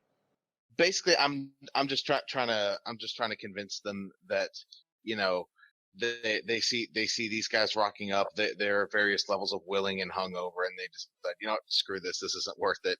And describe what they see you do. What they see me do.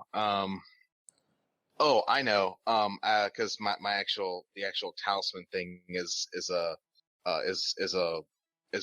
watch that he keeps on the inside of his coat, and I'm gonna reach in there like it's a weapon basically, and just magic flashes. Like, how's that sorcery? Well, I mean the whole sorcery.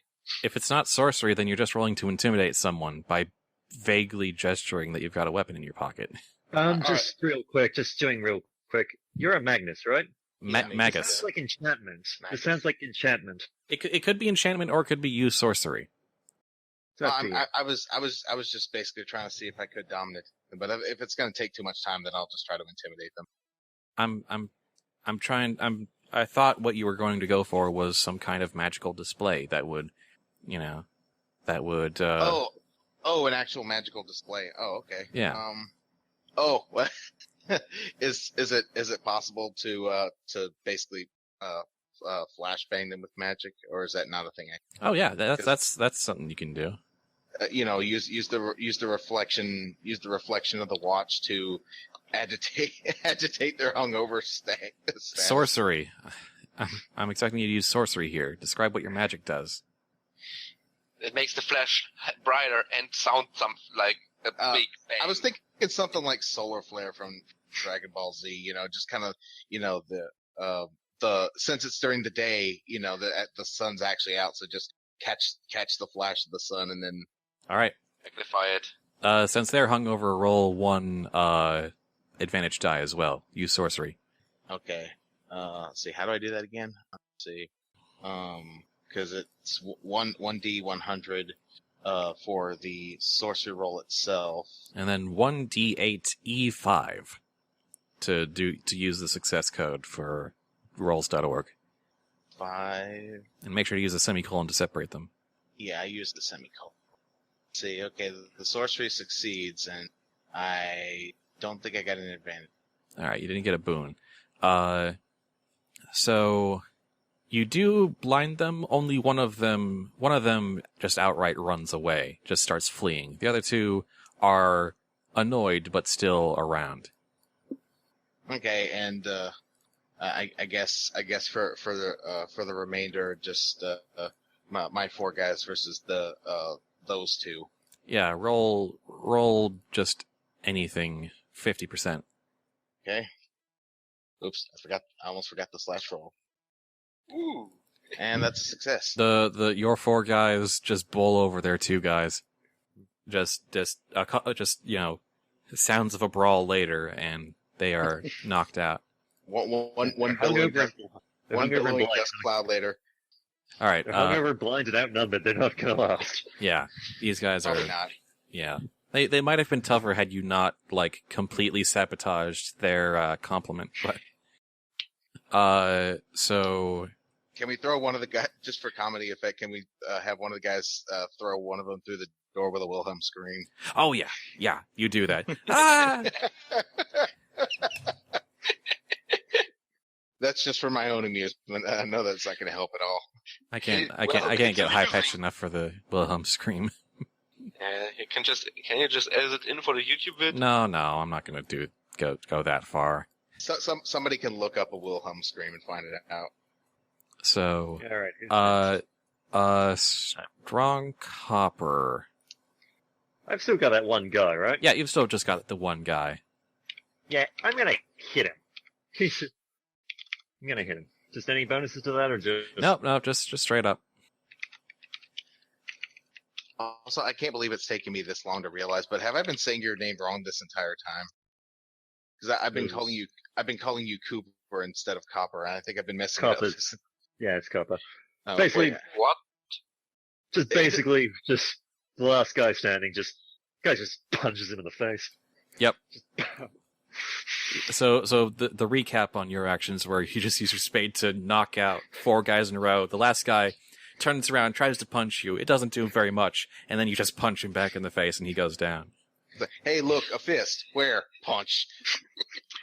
Like, So, Sani, Viola is atop the horse, and finally, it has started to calm down a bit. You are gaining control of the horse. Can I take my action to use another handle animal roll to get the horse to break out of the stable and run over the Six Moog squad? It's a little too tall to get back through the, No, there's enough. Oh, sorry, no. You'd have to duck your head a bit, but yeah, you could get it back through the building. It'd be a little weird to try and get it out through the front door, though. There's sort of it's usually sort of a service entrance for that. Okay, then. Okay. So the 6 guys are still going. Oh, they're not inside the workspace area already. The 6 guys who are in the lobby are following. In that case, I'm just gonna try to get the horse to run out the next best exit and join the parade. All right.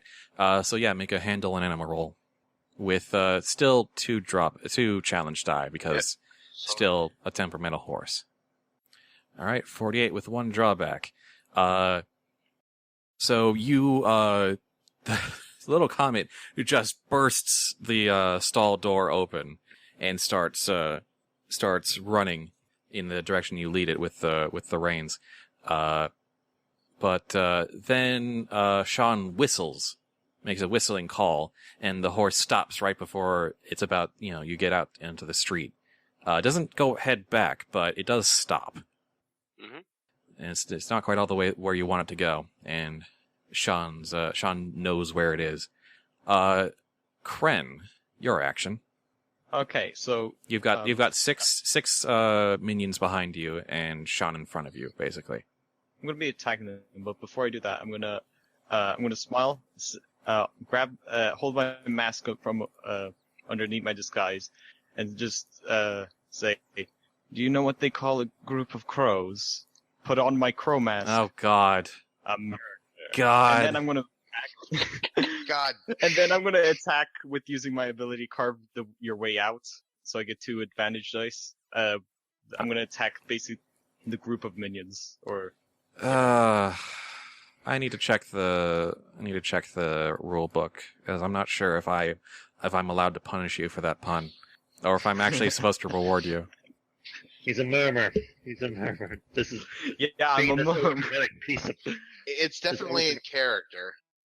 So full of himself. I know. Okay. I need to find the section on advantage. There we go.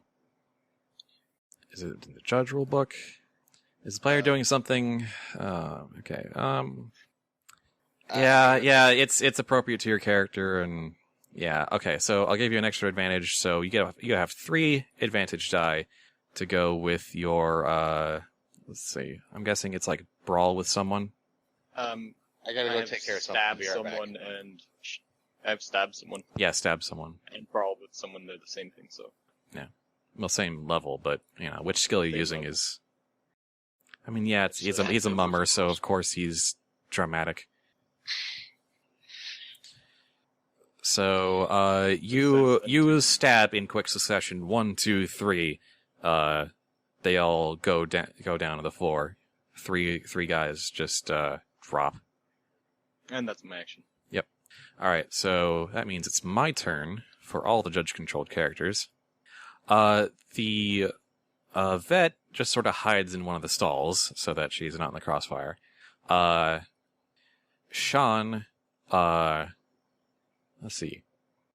Sean, just watched 3 of his loyal soldiers just get taken out, so he, brings his sword to bear on you again, Kren.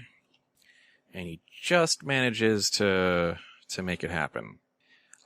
Dealing, what was that? 30 physical damage. So 30 luck goes away. Alright. He manages to not quite wound you, but get a good swipe in that makes you have to, dodge heavily.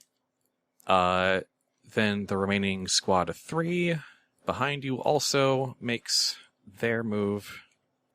They also get their licks in. You've cut their numbers by half, so they don't do a lot, but they do 12 physical damage. So 12 luck goes away. How much luck are you at? 18. Okay. So a little more and you'll start taking wounds. Oh, wait, did I push my luck when I was, lying to Sean? No, I don't think you about did. My disguise. I don't think you did. Oh yeah. I just remembered that I do have the thing where it doubles the percent it goes down. Charisma. Let's see. Good Sorry to about know, but I don't that. think it came up. Did I miss anything? I had a call from work. Nothing that affected you. Okay. Actually, I said I had to take care. Oh, go ahead. As you and your crew are entering the lobby, a squad of 8 mildly hungover guards come from the workshop into the lobby where you and your crew is, and they immediately engage the circle guys, and with the element of surprise managed to knock out. With the advantage of surprise in numbers, actually managed to knock down all of them. Damn. So now you're in that section of the room with like another 8 guys. And I think that's everything. So it goes back to the top with Oblivious. What to do?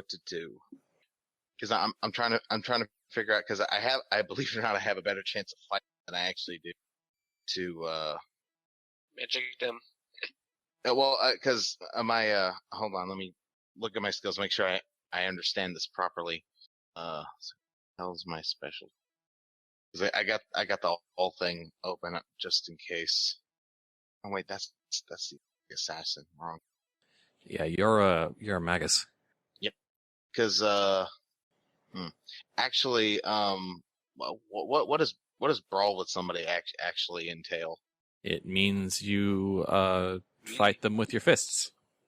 Okay. It is a physical attack. Okay. Distinct from, slash, striking, or stabbing. Or All right. shooting, or, all of those.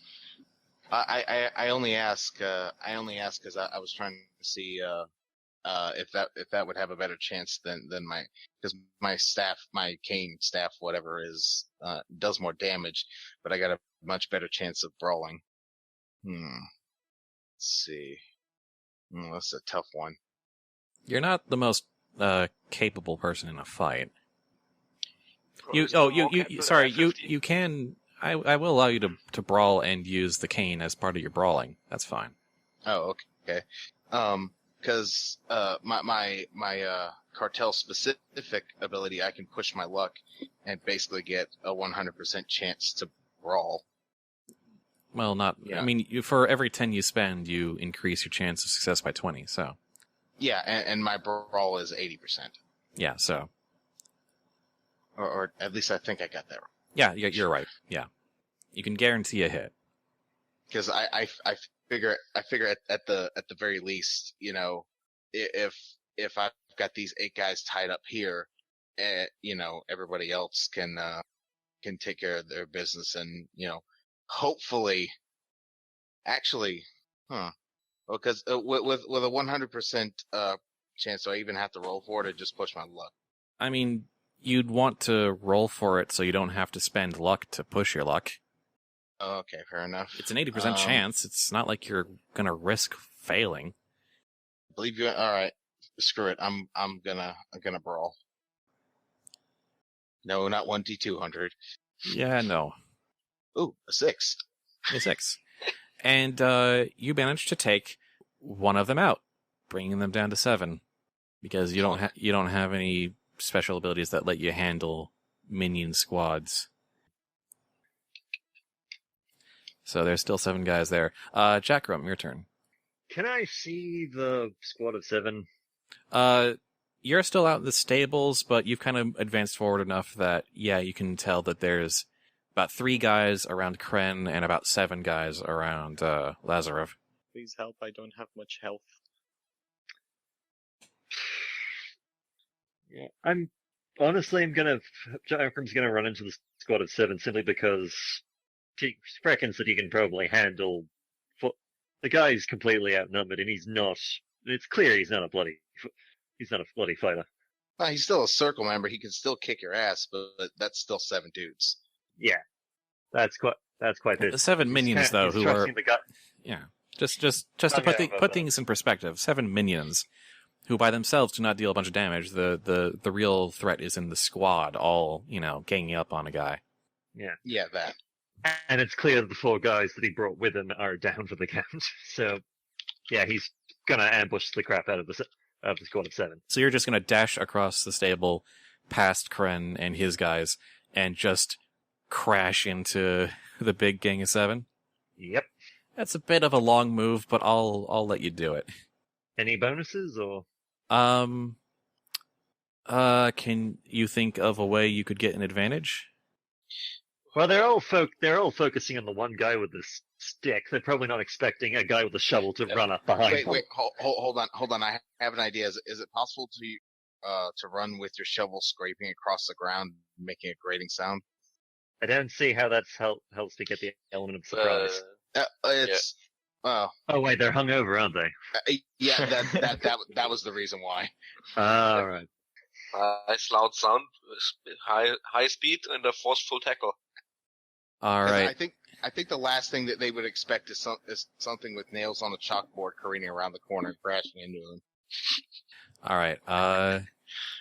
Yes, you. I will give you one advantage because the scraping sound will affect them, but I'll also give you one disadvantage because you're trying to push past a different gang to get to a different squad to get through to the big squad. That's fine.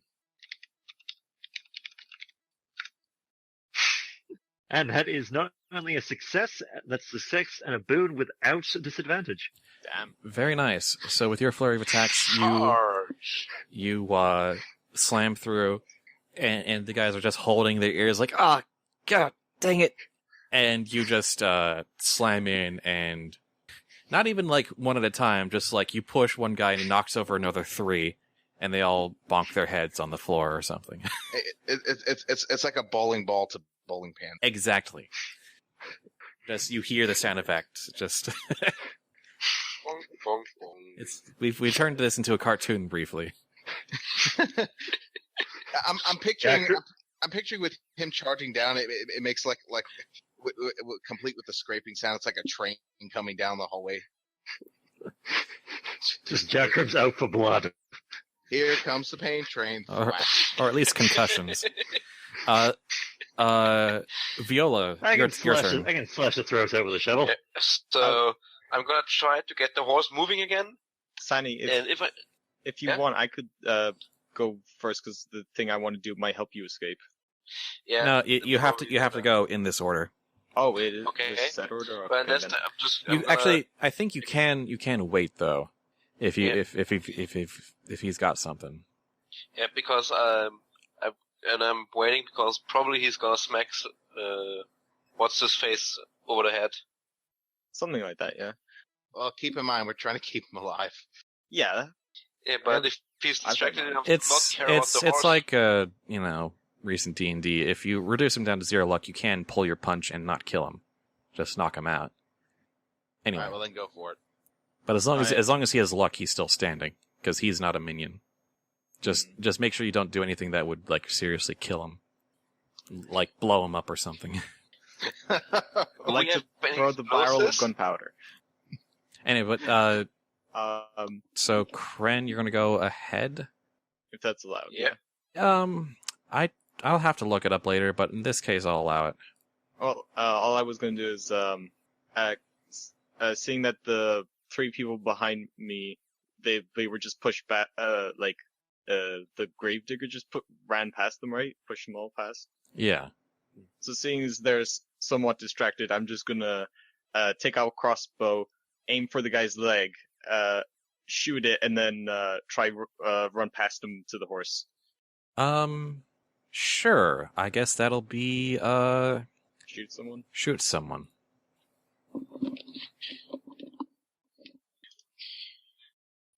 Kind of have to push your luck. Yeah. Alright, can I push my luck on this? I No, mean, I don't even have enough. let's see, you're a mummer, you don't have you can't push your luck on an attack unless you have a special benefit. Then, no, I can't do anything. Your bolt misses. Do you still want to run past him? You know what, sure.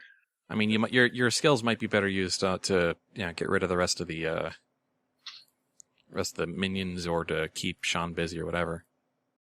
Yeah. So I'll just try to run past him and try to push him over then. Just try to push past him. Alright, so you move, and... Yeah. Alright. So then, Viola, handle an animal with 2 drawbacks. Yeah. And this time I'll... Wait, let's just roll first. And, It's not, Yeah, you can push your luck on this because it's not an attack. yeah. This, I also the horse really isn't, sure the horse isn't a it's dramatic horse. enemy because you still have the perfume, or cologne. So I'm pushing my luck for 10, which is this trying to convince someone? No, this is a handle an horse animal. counter? This is a handle an animal check. So no. Okay. Yeah. Well, it doesn't matter because I only need to push once anyway. Yeah. So yeah, I'm down to 90 luck. So 63 with 1 drawback. So how far away is the creeper? Creeper is like halfway between you and in this case, Sean. Okay, and it says if it's that far, I'm just gonna urge the horse to get out and again try to get it in the middle of a parade and sleek away to where we are supposed to deliver it. You get it just out near the parade, but it's making some very loud whinnying, so everyone can still basically hear where it is. That's the drawback. Mm-hmm. And so now it comes back to my turn. Sean is furious that someone's trying to get away with his horse, and he just books it. Doesn't even bother with doesn't even engage Kren at all, and just dashes out into the street looking for the horse. And that's what he does. And he gets to just to the edge of the street. And then squad of 3 doesn't have a whole lot of targets, so they Kren has just left and has gotten a little bit far away. Their decision is, I think they will actually pursue after Kren and make an attack, especially since their boss is also going that way. They managed to get some hits in, dealing 12 luck damage. Alright. Then the gang of 7. It's full. No, sorry, no, right, no. You knocked down another 4, so it's another gang of 3 in the lobby. They're dazed and confused, but they're going to attack Jackrum. And they miss. All of them they are so disoriented and confused that A few hits that actually aim my way, I just block with the yeah, at most they're glancing blows that you barely feel. They got hit. They got hit with a cane. They got hit with a shovel. They're not even getting beat up by proper weapons. And at this point, your circle group is starting to come around as well. They were just knocked out. They aren't quite dead yet. So, but they're not in play yet. But yeah, that's all they got in. So, top of the order, Oblivious. Right. Trying to Remember, you're still basically at the front door. see. So I probably would have seen Sean run past me, right? No, Or was Sean went out through the service exit, sort of thing. Okay. So After Viola. But you can hear the horse neighing out in the street. All right. Well, let me ask you guys. Do you think it would be more prudent to take care of the guards here currently, or to worry more about the angry horse outside? I'm not terribly combat adept. I would go outside and, but because you have to, well, yeah. You remember the guy? You barely hit one of those, and then your ally came in and just knocked over 4 of them by going through the door. From your perspective. No, I can handle these nukes. I can handle these nukes. Okay, so I guess I'll double back to these service, basically following the angry horse noise. All right, you head out into the street where the Mummers Parade is in full swing, and hold on, before I do that, I tap one of the circle guys on the back. Is like, come on your feet, and motion to the parade before running off. all right, they're getting up. They might be back up next round. So you head outside. What do you want to do with your action while you're there? Let's see. Okay, so obviously I see the parade. What else is going on? Behind the parade, Viola's trying to wrangle the horse to try and get it into the crowd. Into the parade, and then pretend I'm just some part of the parade. But she's still a little bit too far out and too exposed to really blend in just yet. Mm-hmm. And you can just barely see Sean. He's just starting to come out into the street, but he's kind of like a distance away from you. Question. Yeah. Can the Magus' magic make all the music from a parade louder to cover the whining horse? Don't know. Sorcery from the materials we have right now is not terribly well defined. I'm not sure what kind of cantrips and whatnot are available. Probably, Actually, you don't necessarily have to do the whole crowd. You just have to make it from Sean's perspective. Just create a zone of amplification. Or muting. Or actually, another thing I was thinking about was like, well, there's a bunch of other horses out and about in the parade, right? Yeah. Yeah. What if I affect his mind to make it look like every one of the horses is a little comet? That would fall under enchantment. To influence his mind and emotions. Awesome idea. Sounds like a what? Awesome idea. Yeah, you can try to enchant him. Because my thinking is, because if he's paranoid, it's like, oh my god, someone's stealing my little comet, and he sees that, we're trying to run off with multiple little comets. That's probably to anger and confuse him quite significantly. Oh yeah. So I guess that means use sorcery roll, but with 4 challenge dice. Okay, so that would be a roll 100. 1d100. Mm-hmm. Semicolon. What's the rest of it? 4d10 E5. Yeah. 4d10. E5. Was it U or, E. E5. Okay. So E5. Mm-hmm.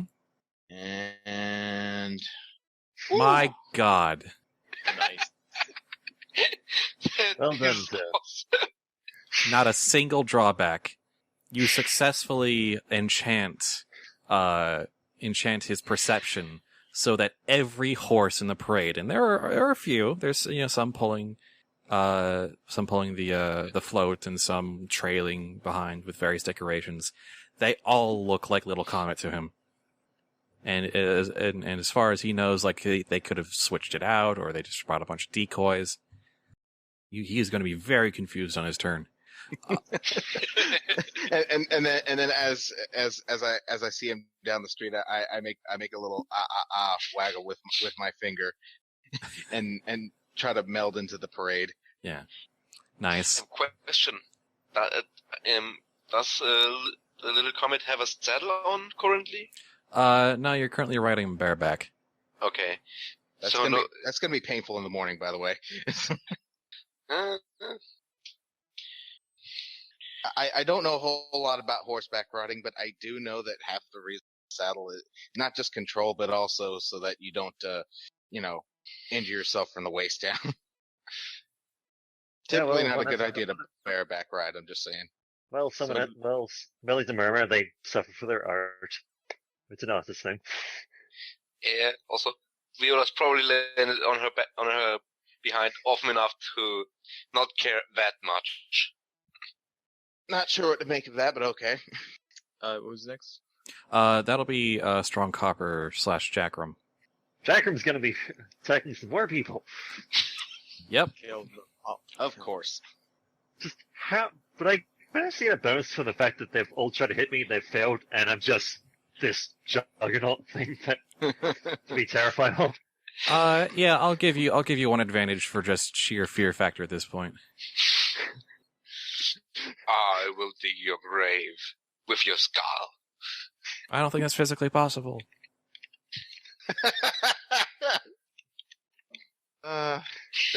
Thank you for beating me to the jokes, bud. Someone had to. It was inevitable. Ah, well. Still, just taking out two of them. Yep. Just bonk, just kick, just. And you know what? I'm just gonna say that the last one, because in a matter of seconds you've just knocked out so many of his allies. He just ducks back into the workshop and hides.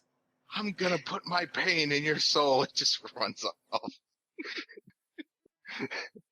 I was picturing that thing from Krieg's player trailer. It feels good to be feared. All right, Viola. Yeah, I'm actually gonna try and take some of the decoration of the other horses and create a disguise for Little Comet. Then roll create a disguise. That's a 65 for you. Okay. And I'm gonna give you one challenge. No, I'm gonna give you 2 challenge die because the horse is starting to get used to you, but trying to disguise a horse while you're riding it in a tense situation. Not easy. So 1d100 and 1d10 e5. 2d10. 2? Yeah, 2. So this roll succeeds. Yeah, you managed to grab some spare like cloth, tear it off, a spare costume, and a bunch of confetti and streamers and whatnot, and just drape it all over the horse so that it looks like it's part of the parade. You have a little trouble getting him into formation, is what I'm saying. Mm-hmm. He's kind of trying to drift out of it. So he stands out a little bit still. Yep. Kren. So the people, they just hit me from behind. Yeah. I'm gonna, as slowly turning around my head, you people are so annoying. I can barely stand you. And then I'm gonna, go for, a leg sweep on all of them. Just try to, sweep their legs, knock them down. All right. Brawl with someone with, your 2 advantage dice for cover your way out. There's 2. Success. You only needed 1. So with strength that would be sufficient for 6, you just knock completely bowl over 3 and they don't get up. I stand up break and a leg. Fix my cloak. One of them tries to get back up and you just punch him in the face and he stays down. Which pretty much only leaves now I just start slowly and very fashionably just walking out All right. towards the parade. I believe that's a saunter. Sure. So, Sean, just Not a good day for him. not a good day at all. Why? I can't understand why his famous horse just multiplied. He's just runs out and just screams like, "No, everyone stop! Just everyone get the hell down! What the?" And let's see. I'm going to say that, one, he's going to... DM is just as confused as... No, I'm not confused. I'm NPC. just evaluating my options because I'm gonna do something. Okay, Oh, fair enough. Yeah, okay. Because you guys have made some noise, I added some heat to the pool earlier, and I'm gonna spend all about 12 of it to say that from the alley nearby, a blooded lieutenant comes out from the shadows, Menacing. menacingly, yeah, draws out a flintlock pistol and immediately tries to fire it at Viola. X. Can I roll something to dodge? No, this is just on me. Okay. Uh, I don't think you can dodge bullets. You're not Watch here. me do it. with a loud bang, the bullet grazes you as you ride on the horse, dealing 50 physical damage. Ow. Yeah, but I still have that means I still have 40 left over, right? And also worth mentioning, it's a flintlock pistol, so it's a bastard to reload. This you would just know. Does the parade start to panic? The parade starts to panic, and with the extremely loud noise that the pistol made, it may not be long before the city watch comes by. How are we getting this? Where are we bringing this horse? Not outside of this district, closer to the noble district where you met the Vesper boss. So it's a bit of a ways. You're gonna have to shake any pursuit. Bail? Yeah, I'm bailing. I mean, You're on the horse. You Ideally, can get out of here faster than the rest of us. yeah, ideally with some splinter group of a panicking parade blending in the panicking crowd, running away. All right, and I'm gonna say that's my turn. So from the top, Oblivious, Okay. your squad of circle thugs has finally come around. Though even they, once they hear the gunshot, they start getting nervous too, because none of them were expecting to fight guys with guns. Alright, fair enough. Well, not worried about him anyway. We're more worried about getting the horse and company out of here. What should we do? I'm thinking. Oh, I mean, you basically have the horse now, and the parade is starting to panic and scatter, because hey, there's almost no legal people here. Yeah, no ambulance chases or anything like that. I'm trying to think of things that would actually aid in our escape, because just running probably won't be good enough. for Maybe- spending influence, do we have to spend influence before a heist, or Depends on what you have in mind. because as a mummer, I can get a safe house of a tavern or inn. If you need somewhere to run, you can spend that influence as soon as you manage to escape. Yeah. If you can shake the pursuit, you can spend that influence to gain a safe house. Okay, so basically our main worries are the Sean and the blooded lieutenant, right? Yes. Let's see. Sean has a saber, and the blooded lieutenant seems to has a flintlock pistol which he just fired, so he's going to have to reload it. And he also seems to have a dagger. and Sure, and he's confused. also masked by a wrap, a scarf around his face. Just something to keep in mind, Sean is also confused. The only one who actually knows, or at least has an idea of who you are, is literally the lieutenant. Yeah. Yeah, because I was trying to think of if I could just blind the both of them and use that to make our escape. You want to use sorcery for that? Yeah, I was gonna try the flash trick again. It worked so well last time. All right. Okie dokie. Roll 100. That's a 34. All right. You blind them and a good number of the random folks in the random mummers in the area as well. At least briefly, but it adds to the chaos and gives you a brief moment of escape. And I hopefully motioned. I forgot to add that I'd probably motion for my guys to kind of cover their eyes for a second. Yeah. And You could have established a signal to both your allies to be like, okay, when I do this, don't close your eyes. And then in the ensuing chaos, we'll try to run like hell, basically. Try to do everything we can to kind of move our fellow Vesper and the horsey cargo along. So your guys you just move. A couple of your guys want to head back in and make sure that the vet is secured. Oh, right. I almost forgot about that.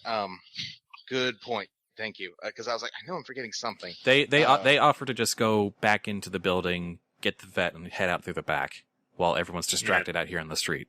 Yeah. Yeah, Jack complained out the back anyway, so. Doesn't matter how we escape, just that we do with the horse, the vet. In a different direction as we do. Yeah, Jackrum, you're inside the building. You're not on target for the enemies outside anyway, so you can just leave.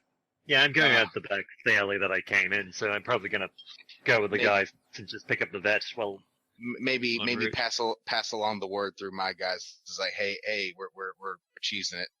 Yeah, time to make it quite a discreet. Get here before the fuzz arrives. Viola. Yeah. I'm gonna say you don't need to handle an animal anymore. I'm gonna say that with you and the horse need to run like hell if you want to get out. You agree on something. The horse is also pretty spooked, so it is agreeable to running like hell. So primary priority is at the moment for Viola would be run like hell, get there, and step 2, get the horse calmed down somewhere safe. All right, so Not complications. I'm gonna say 1 challenge die because the horse is panicky. It was just about shot. There's a loud bang, and it doesn't like that. Yeah, the bang is probably enough to get it spooked again. To be fair, like the horse would not want to be shot. Yeah. You'd have to push your luck 3 times. Yeah, that puts me at 10 luck, and that's barely enough but that should be enough, and I'll do it to get away. Especially with a spooked horse. The horse rears up and shakes off a lot of the disguise material you put on it, but you manage to wrangle it and charge down the street past all the panicking mummers. Yeah, I would try to direct it into some ally and then go, if possible. Alleyway, you mean? Or yeah. Oh yeah. You can once you've gotten some distance, you can find some side streets and just sort of disappear. Yeah. And then Kren. So is the vet still in the room? The circle guys are coming back to find the vet who's still hiding in the stall, just sort of crouched down. Yeah, because she kind of disappeared. I actually forgot what happened to her. She hid in one of the stalls. Smart move, but yeah. Before leaving, we just looked at her. Go talk to your new bodyguards and the man that looks like he just killed 10 people because he did. And then I'm just gonna walk out. He didn't kill him. He knocked him out. I could have killed them, but permanently injured a few. Yeah. Many of them have concussions. And so, where is Sean? Sean's still out in the street. He's out in the street seeing dozens of his horse and half blind. Very distracted. Yes. I'd like to walk up behind him, so he doesn't notice me. Point my crossbow directly to the back of his head and just put it up against his head. Just say, drop it. You know, we are trying to get away. I don't think holding hostage is a great idea right now. Has gone away. Yeah, At this point, we're leaving. That's actually not a good idea.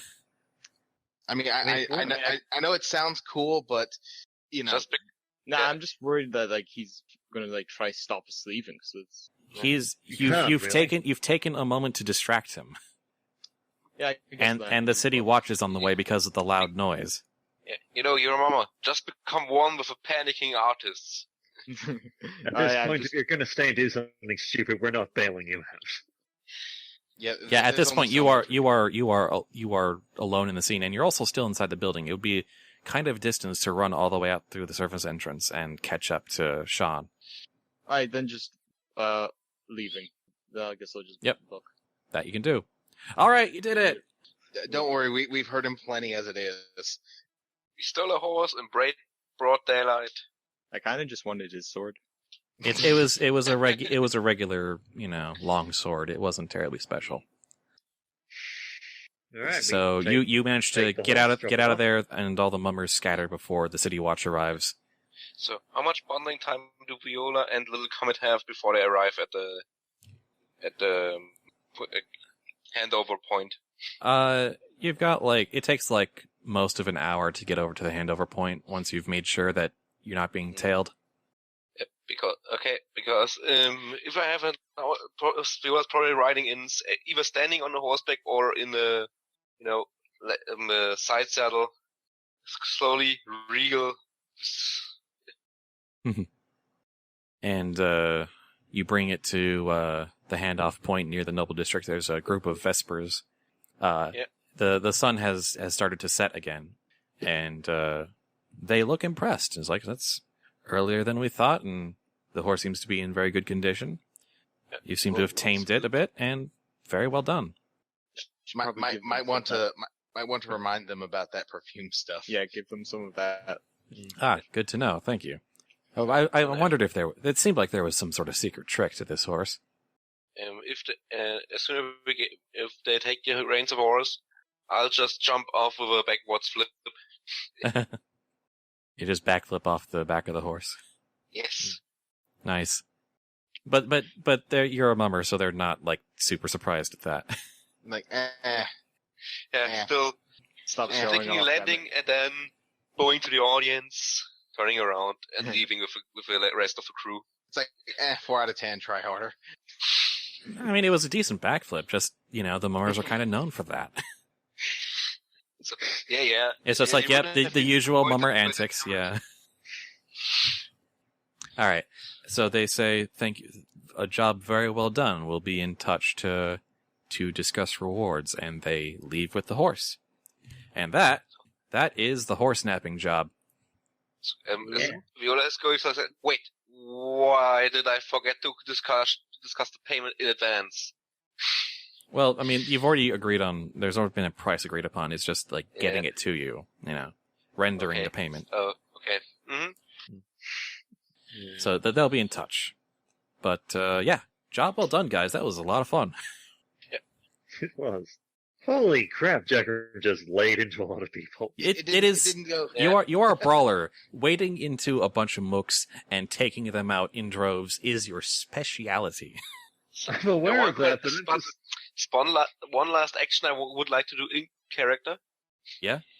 If Viola lead the crew to the bar she works at every other night, and celebrate the job well done. Drinks all around. I'll drink to that. At the Mummer's Run, which actually featured in the previous episode. Are we there while they're doing their job? I can see a potential thing happening as a result of this job, but I'll keep that to myself. I might mention that to you, Spud, just off the record, just to give you some ideas if you're interested. I'm This is interested gonna in be weird. ideas. This is gonna be a weird headline. What do you mean by that?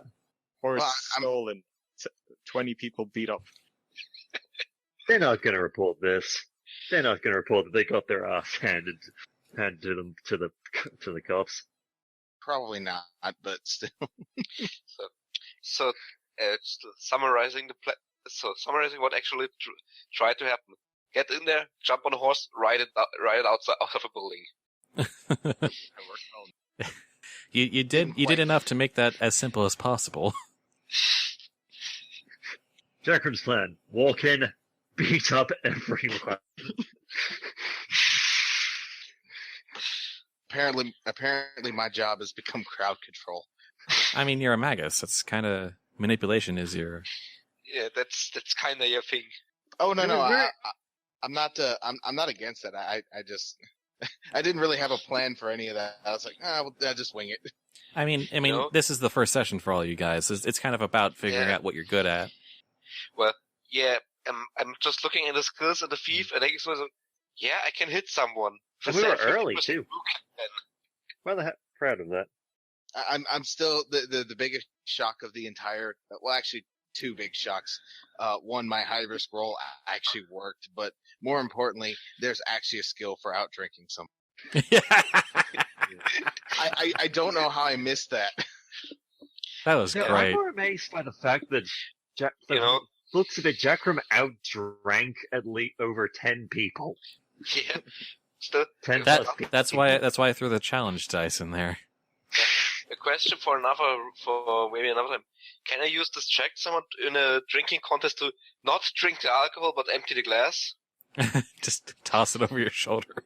So wait, you're doing the thing that Kronk did in Emperor's New Groove, where he's like just pretending to drink, but it's just dribbling down the side of.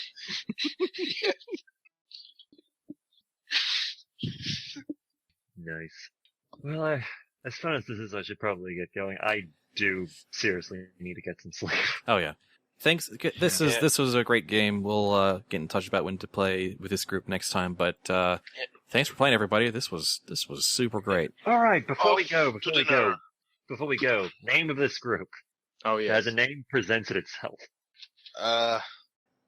But with the previous group, calling themselves the Crimson Lions, I think it doesn't have to be like too on the nose. Just be a cool name for you guys that's short and snappy and you like. The rum cake. Oh, nah. I was going to suggest the Drunken Bastards, but But you didn't even get drunk, so we wouldn't exactly be living up to that. Well, you guys can discuss it in the Discord. I think we'll call it for tonight. All right. Horse wrestlers. I'll quick. Horse wranglers. All right. Anyway, thanks for watching, everybody. Thanks for listening. See you all next time.